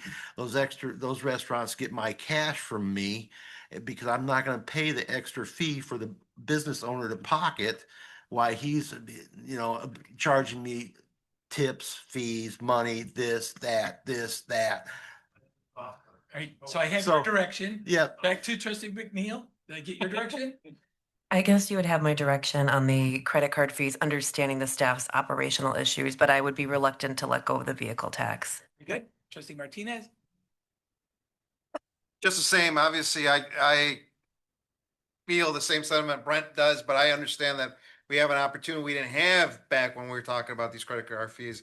And that's the opportunity to open up the permit fees and move those 48,650 annual dollars into the permit fee formula. So with that in mind, I do believe that we have to keep the vehicle tax for now, and realize that as the town gets more sales tax dollars, we can have more options.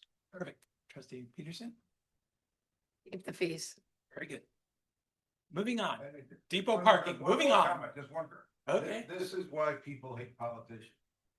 Because what we just decided to do was say, you know what? Direction. We're gonna still charge you, we're just gonna raise the fee and hide that fee in the new village fee, but you're still getting charged a credit card fee. At least the way we were doing it is we had our fee and then that people knew it was a credit card fee on top that we were charging what the bank was charging us, so on. All we're doing now is saying we're gonna sit there and take that fee at say $100, we're gonna make it up to 105 or 110, include that credit card fee in and say, look what we did, we saving you the credit card fee. When reality is, no, we didn't save you anything, we're still charging you the same amount. Actually, we're just calling it one fee. So let's just be honest about it. I don't have a problem with that if that's what we're gonna do, but then we need to have the corresponding fee structures in front of us to show what all these fees are gonna be and what the increase is, so that we know that we're not just wiping these off, that it's actually being covered by these increased fees. Yep. So I have the direction and there's nothing more that needs to be done, that the fees would be solved out through Mark. So that doesn't involve me anymore. I'm good. I And do it- also like, yes. I do also like if it's legal, and he's not here right now, that if there is an incentive to have people pay by ACH, to give them a break. If you pay by ACH or check, you're gonna get that 3 or 5% or whatever off your bill. If So we can do that, if it, we- yeah, yeah, if if we can it's do that. legal, if it's legal. Yeah. You pay cash. Yeah, if it's legal. That works. Depot parking. So depot parking is a pretty simple fund. Depot parking is a pretty simple fund. There's $355,000 central business district transferring monies in. The other revenues, they're $8,500-ish, which is a little on the high side, in my opinion. I'm hoping we're writing tickets.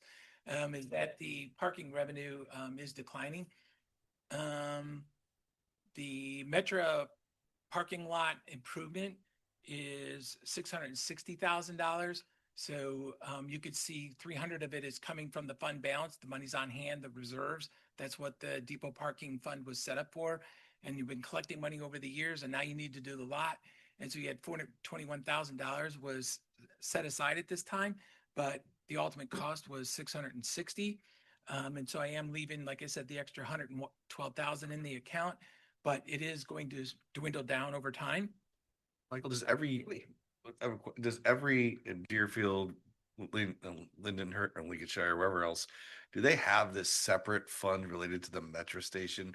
Is this a common thing in other municipalities? Parking funds. Okay, yeah. okay. Yeah. Running like an So enterprise. it's like an enterprise fund. They usually lose money. Why aren't we ticketing? Like, why aren't we collecting that revenue? We don't have a parking officer anymore since they did away with chalking. Hello, everybody. My turn. So yes, that's part of the equation. So back in the days when parking was more heavily enforced, we did have a full-time CSO that did that, plus 4 part-time CSOs that assisted. I currently have two part-time CSOs that do it. Another challenge is there was the never resolved legal issue with the owner of the plaza, where there was an alleged handshake deal made back when that was developed, that his customers could park in the lot at no cost. So enforcement became a problem because how do we know who the customers are and who they're not? And I was given administrative direction to not enforce parking. None of our communities are facing these issues. There's been a lot of changes in court rulings and constitutional issues related to parking enforcement. Lake Forest has just found a workaround for it. They have moved towards parking enforcement by outfitting a vehicle for a CSO with a license plate reader, along with integrated pay software. So our village still collects. We're one of the few that still collect with a pay box that you try to shove your quarters into it. Yep. And half the times, some individuals come by and they're able to pull some of the dollars out. So certainly more enforcement could be done, but I think we'd have to do a real serious cost benefit analysis to determine if we're going to recover likely the $100,000 investment in new pay boxes, electronic pay boxes, software and licensing costs, plus LPR costs to make up that amount of money. I know it's a revenue source, but it seems like the juice isn't worth the squeeze with the amount of people now with the limited service at the Metro. It's like, obviously this fund at one time was projected, hey, hopefully weekend service, more hours and more people there. But man, you go by there now, and Jose knows better. What are there? Maybe 100 cars that park there a day or less? If that, the casino down there has most of the parking people.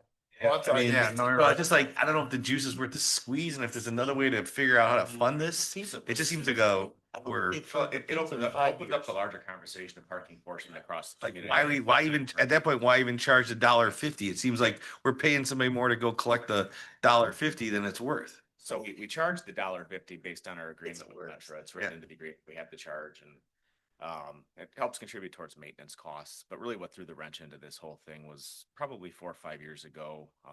The appeals court that covers our area issued a ruling that rendered tire chalking unconstitutional, and it's an unlawful seizure of a vehicle. So the way that they used to be done, and even parking on Main Street, involved wheel chalking to say the vehicle's there, all these other types of things, right? And that took that tool away. Then we started taking photographs. There was case law that was passed down that told us that was on inappropriate invasion of privacy, not for our police department, but as a directive from the courts to law enforcement as a whole. So really the solution for us to do parking enforcement is going to be the addition of mobile license plate readers, which, the blowback from the community we would see with some of those on the invasion of privacy aspects, along with integrated software. And I did talk to the chief in Lake Forest. It was not a modest investment on their part. It was pretty significant. I'm just throwing this out there, and I may get, beat up on this, but, if this town ever becomes, and I don't know what other towns around here are doing, but if this town ever becomes the the shopping and dining destination.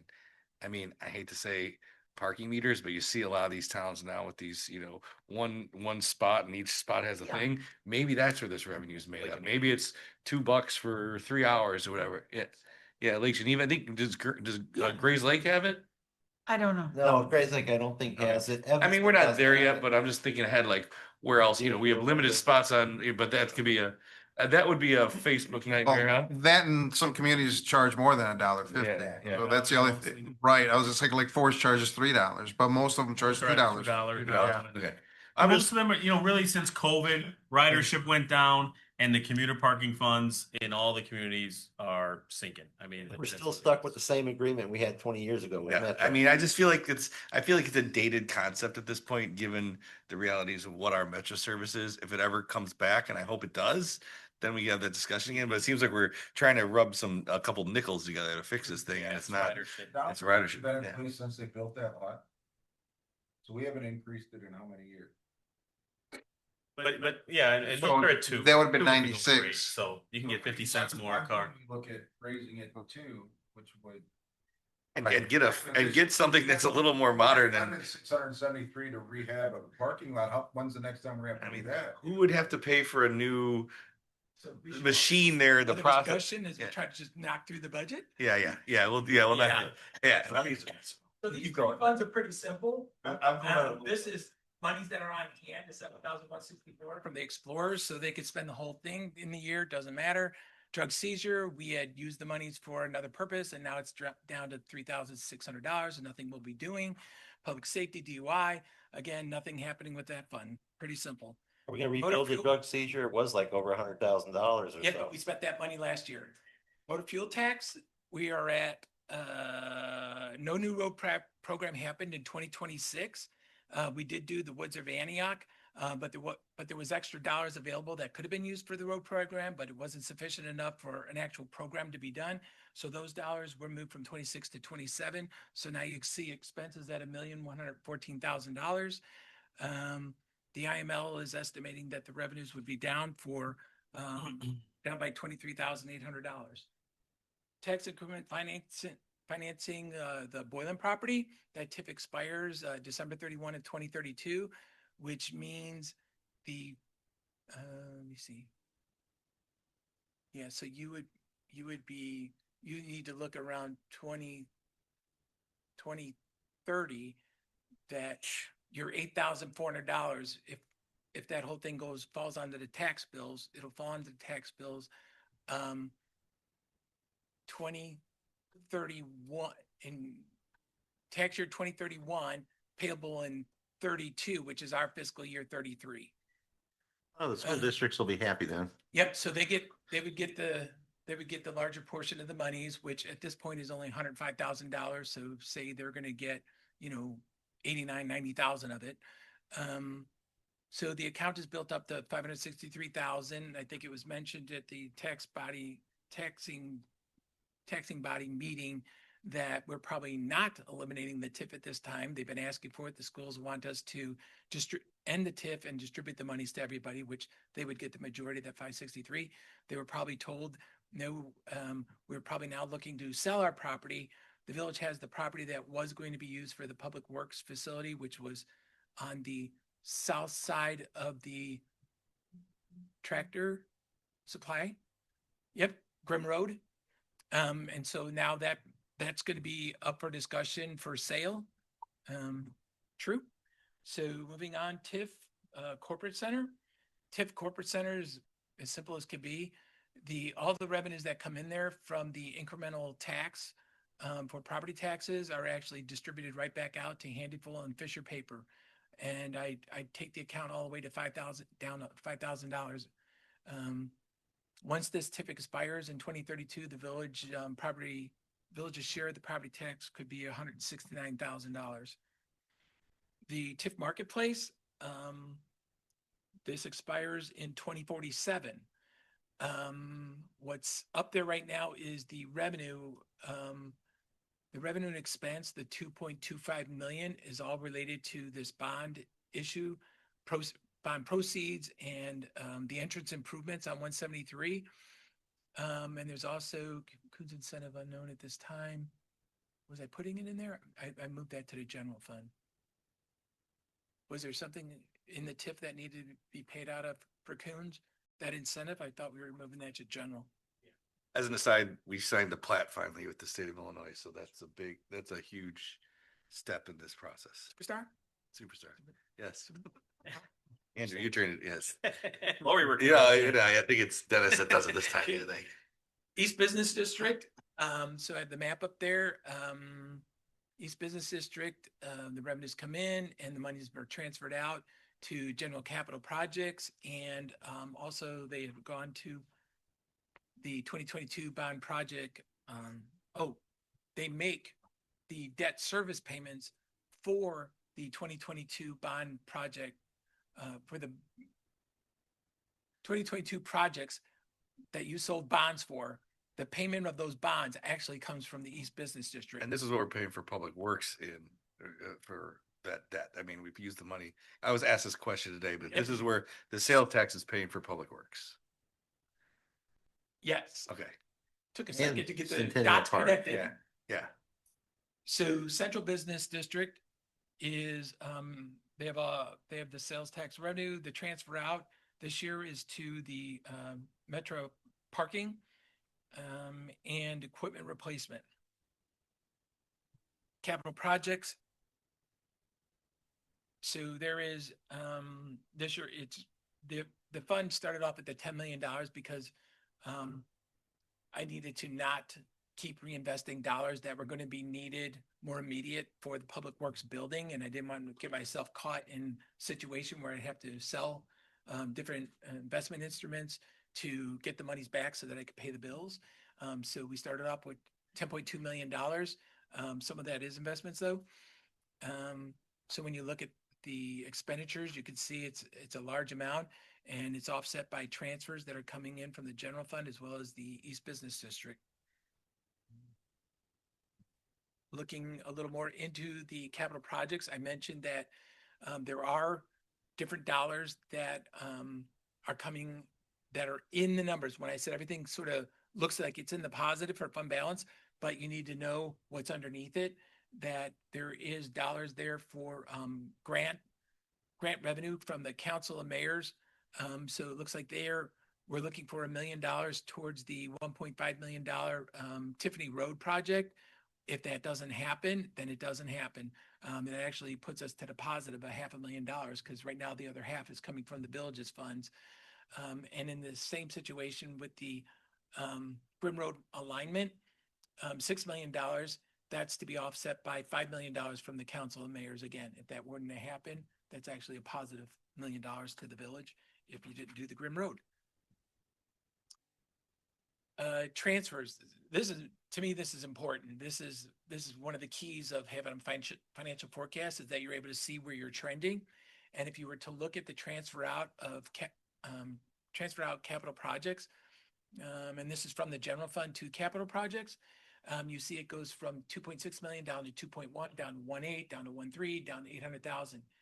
This means that you're spending more in the operations, that you do not have as many dollars available after the 25% to then transfer off to the capital projects or equipment replacement account.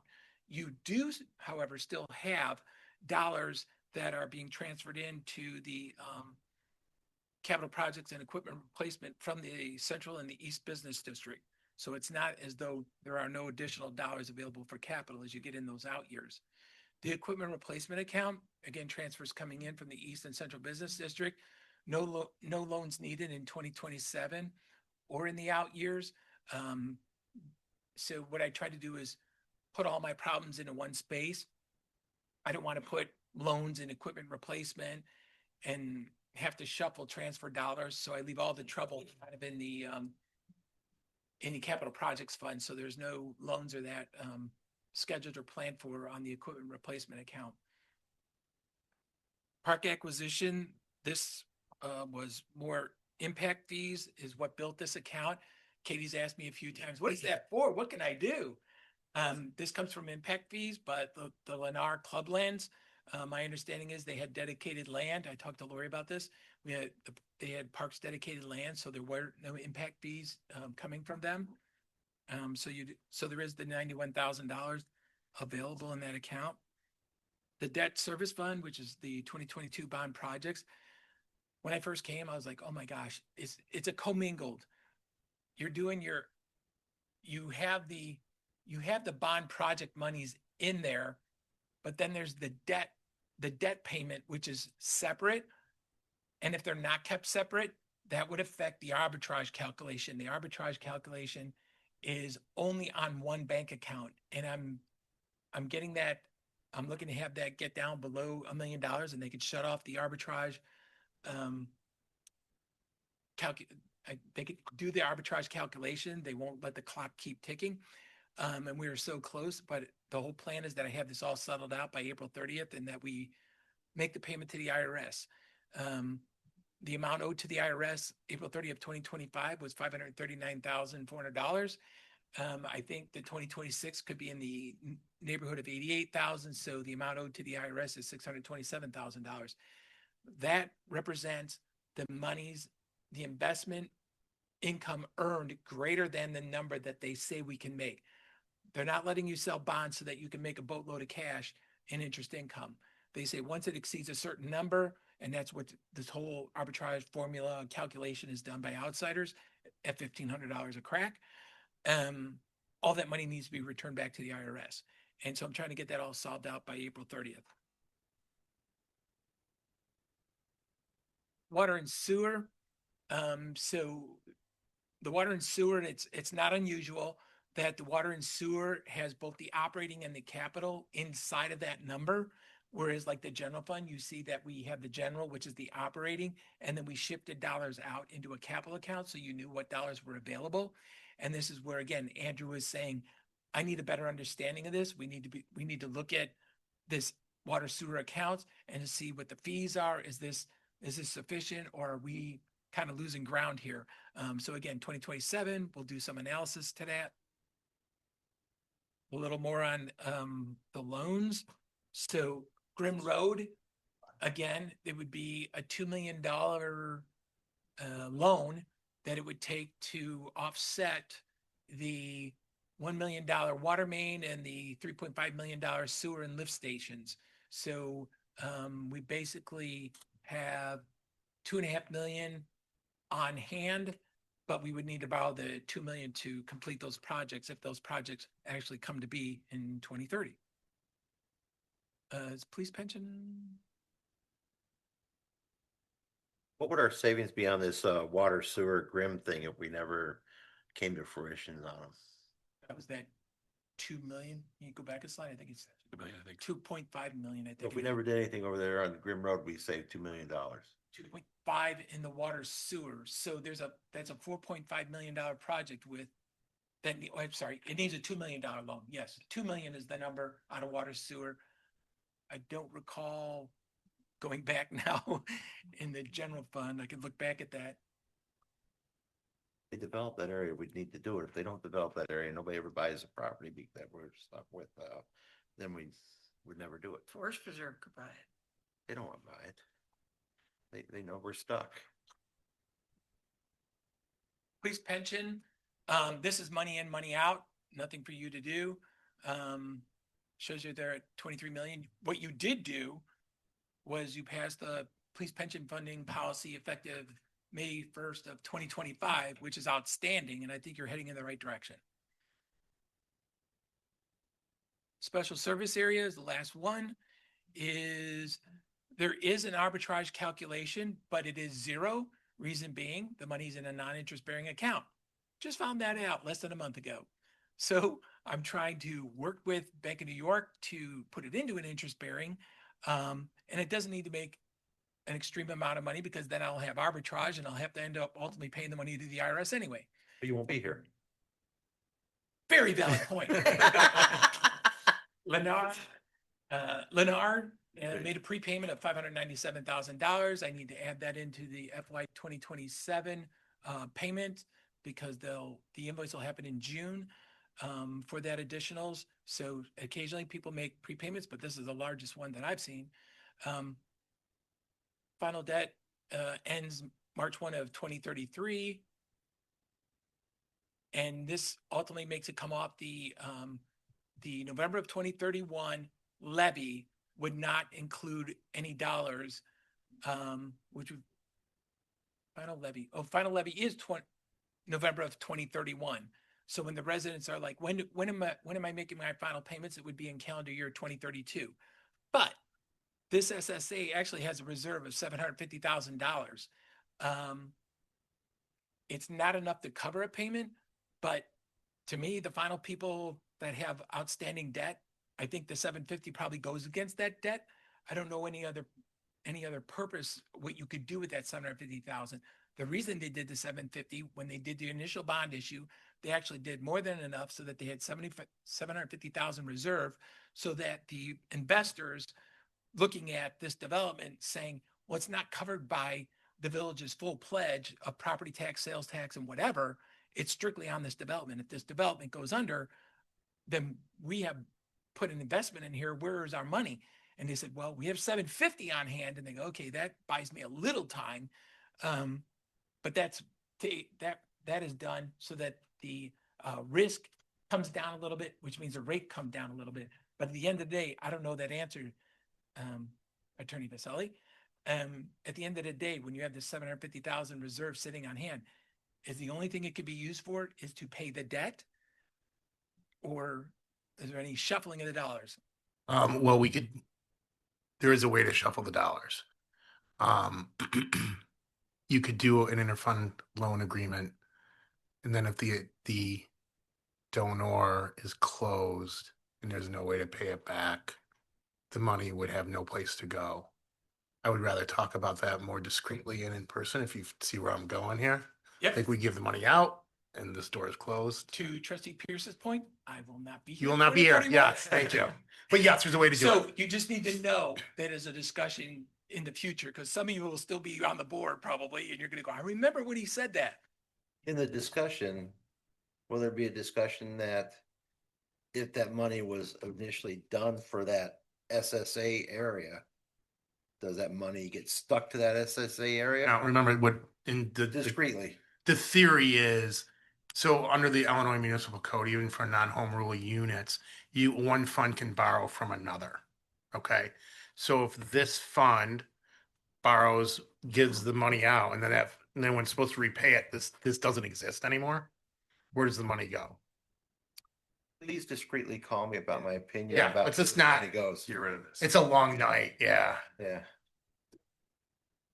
My portion's over. So this is where there's a pause. You want to take it from here?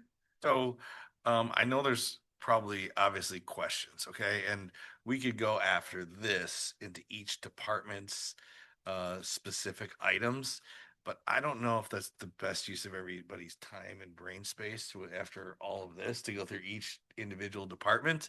So, I'm sure there's questions that I think, maybe we've set a couple rounds of 15 minutes or whatever to fire whatever questions they have at Michael, and we can take a break or adjourn or call it a night.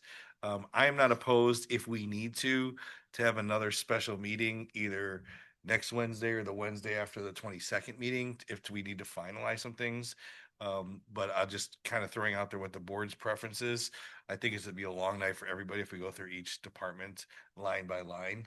But I want people, are you okay taking some high level Yeah, questions? so anything I presented on Yeah. that high level, or any comments I made or that, fair game. Anything related to departments, let's just pause on that, right?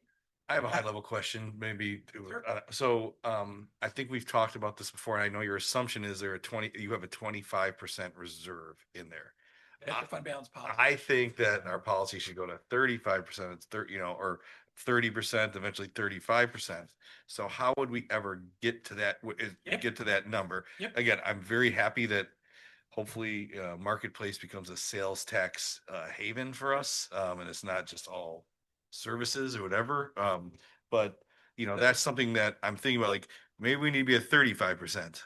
So Jim Moran has been the lead with Andrew and I and Becky talking about the financial policies. So as I went to do a simple policy, which was the pre-authorized payments, I find out, no, it's all part of your bigger financial, what do they call it, fiscal policy manual, I think it's called. And I go, oh my gosh, I can't just stick one piece in and leave the rest of it with problems. And they'll go, well, why didn't you fix that? So then we put it on pause, and then now we're trying to tackle the entire fiscal policy, which would include the fund balance policy, where that's the moment where we'd say, okay, we're going to move it to 30% in 2028 and 5% in 2029, or, that's our target. That's where we solve that, is during that fiscal policy update that we would be bringing to the board.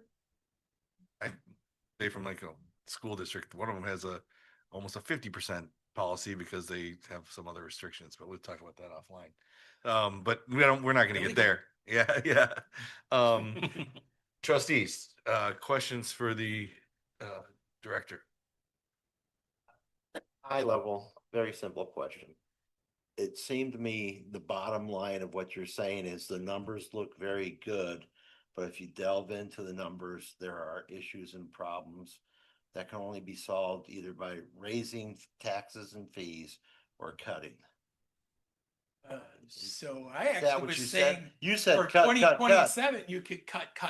Right, you did say cut, But- but you it's said your the house, numbers weren't and I'm pretty. good with that. But you also said the numbers weren't pretty, so that the only solutions are cut, or raise. So my comment is 100% you are going through 2027 unharmed, 2028 unharmed. Then you're starting to get into those loan periods, like we're going to need to get a loan, if we're going to make this project possible. So some of that period of time, you get the loan, and then you have to say, okay, now we're going to put a debt payment on. So that'll add to a number. And again, I sort of see some trending in the general operating that there's less and less dollars that would be going to Gen Cap. So that needs to be kind of more deep dived into to see, like, hey, where's the bleeding? Why isn't that number kind of maintaining whatever? And, like I just solved you out of a big problem, and you're kind of trending right back towards it, that you would still have. I mean, what is this? Was it 3 million we said, Andrew, with the central business and the east business? $1 million each, just about $1 million each. A little over that. So there's always some dollars available for Gen The Cap. cost of living's increasing exponentially. I mean, but Just the price of equipment, buying a public works truck that used to be $150,000 could be $350,000 now. I mean, it's outpacing, any type of growth.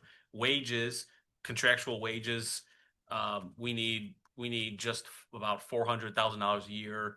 Every May 1, just open the door. Nothing's changed, just to keep, wages. So it's not uncommon to have more capital. If you're really investing, doing the right infrastructure investments, underground, above ground, you're going to always have more capital needs than you can fund, right? And so there's becomes a question of, are you comfortable issuing debt at some point to cover capital?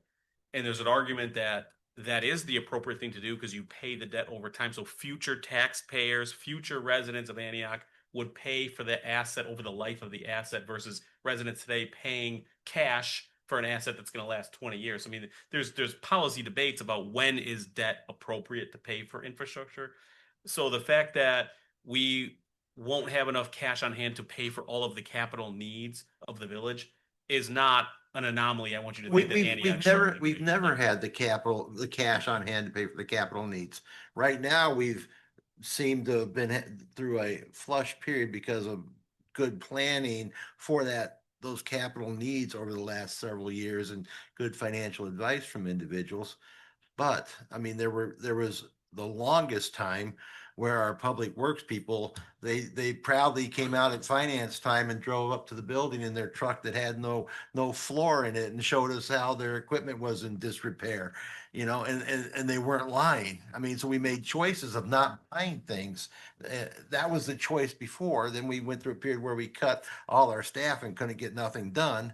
And now we've gone through a period where we're expending all our loan money And then as you say, in the future, we're gonna have these capital projects that we're gonna have to make a choice on, either get loans or find another source of revenue, and Defer, and it's something you Or can defer defer. for a certain amount of time, but not forever. And here you have a general fund, budget to budget increase of about 2.3%. You have a budget with no new staff. Now, staff will tell you that we're leaner than we were just a handful of years ago and we need staff, but this budget reflects contracted labor and contracted help.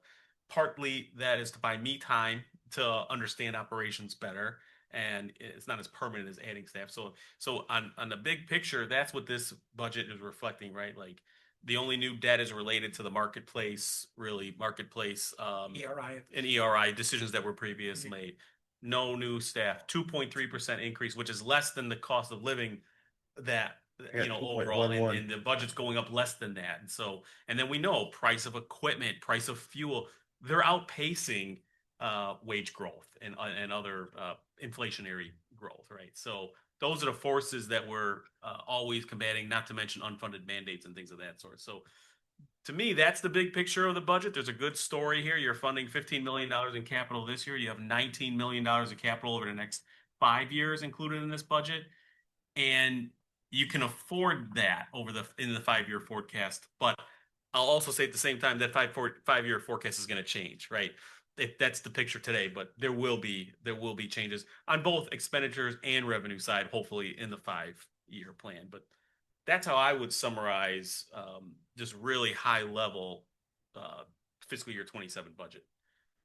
Maybe I'm you've been here the longest, and when we were doing budgets previously, I don't remember us getting so deep into the 5 year projections, which makes me happy that we're now doing that. But maybe I don't remember For the longest time when I was here, it's like, oh my God, how are we gonna survive this year? this year. Okay, Yes. so the fact that we're talking 5 years out, and Yeah. that's a major step. And this year you have a $2.3 million general fund surplus. You're in the black, 2.3 million. There are many villages that are running every single year a general fund loss, budget to budget loss. And then maybe they don't fill positions or they don't complete projects and they end up, being maybe in the black or breaking even. But Believe we're showing a budget of the 2.3 million in the black, which is why 27 feels okay. And yeah, we have problems to address in 2032 and 2030 and beyond.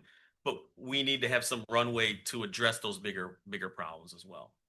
And believe me, I understand that. And I thank God every day that some people had the wisdom to bring Walmart in here and Menards.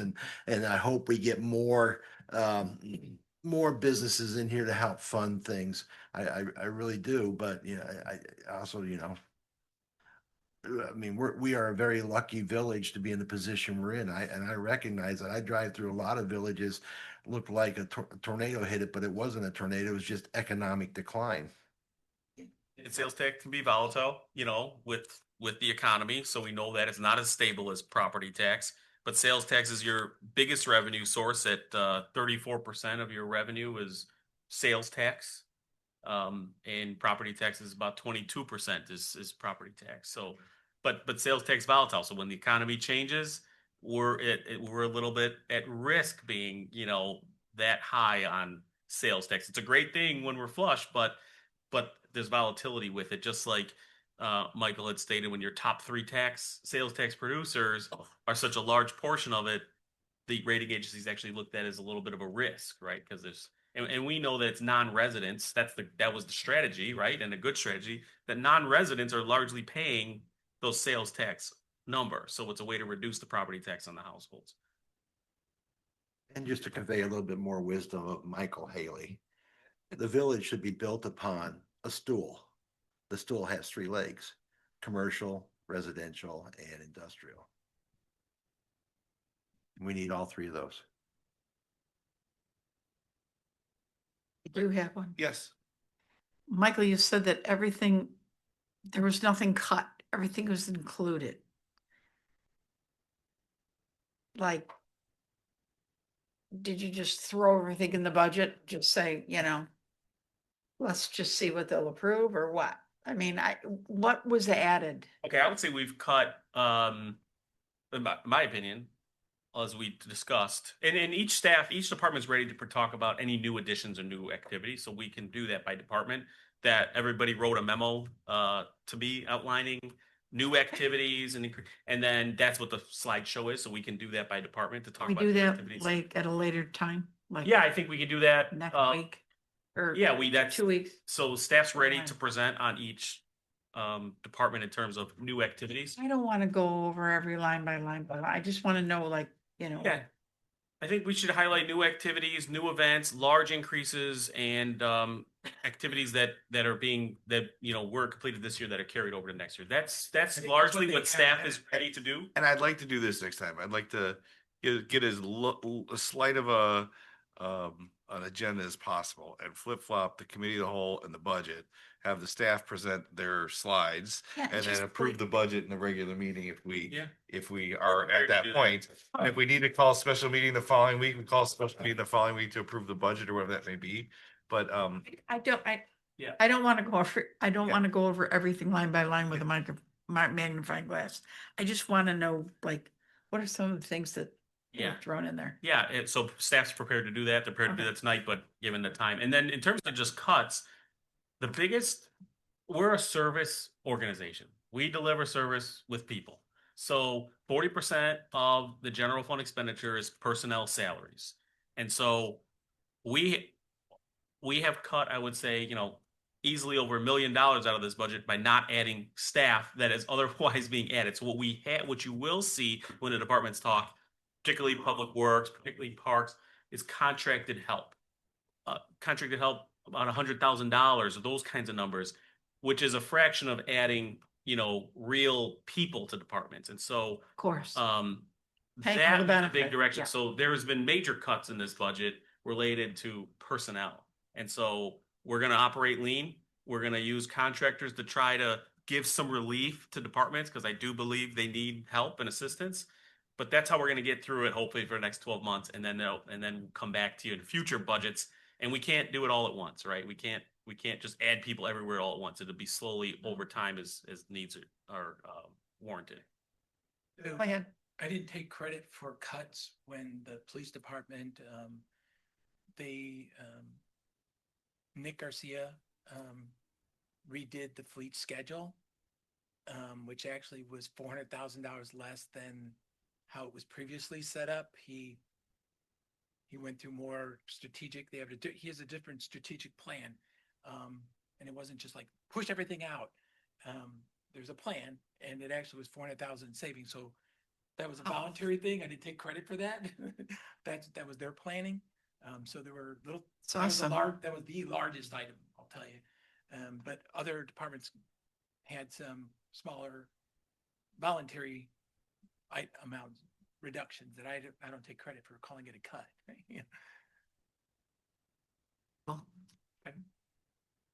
Well, thank you for that presentation. And again, we had some people coming in, seeing the budget process for the first time. I don't see we're late. I think we've had budget presentations that were like on the last day, one slide without any real discussion. So I think I appreciate, and I said this in staff meeting, I think getting this process right was going to be a 3 to 5 year process, and we're well into the way of that with Michael and now Andrew, and we'll see about Michael's thing about this is last budget. We'll see if I can rope him into one more maybe, but we'll get through that, and now hopefully have a process that's turnkey, that we know this is the right way to do it and actually see what these funds are. So thank you for that. Any other business we need to discuss? No executive session from my perspective. Do I have a motion to adjourn? Motion trustee Pierce, second trustee Peterson. All in favor? Any opposed? We are adjourned at 9:24 p.m.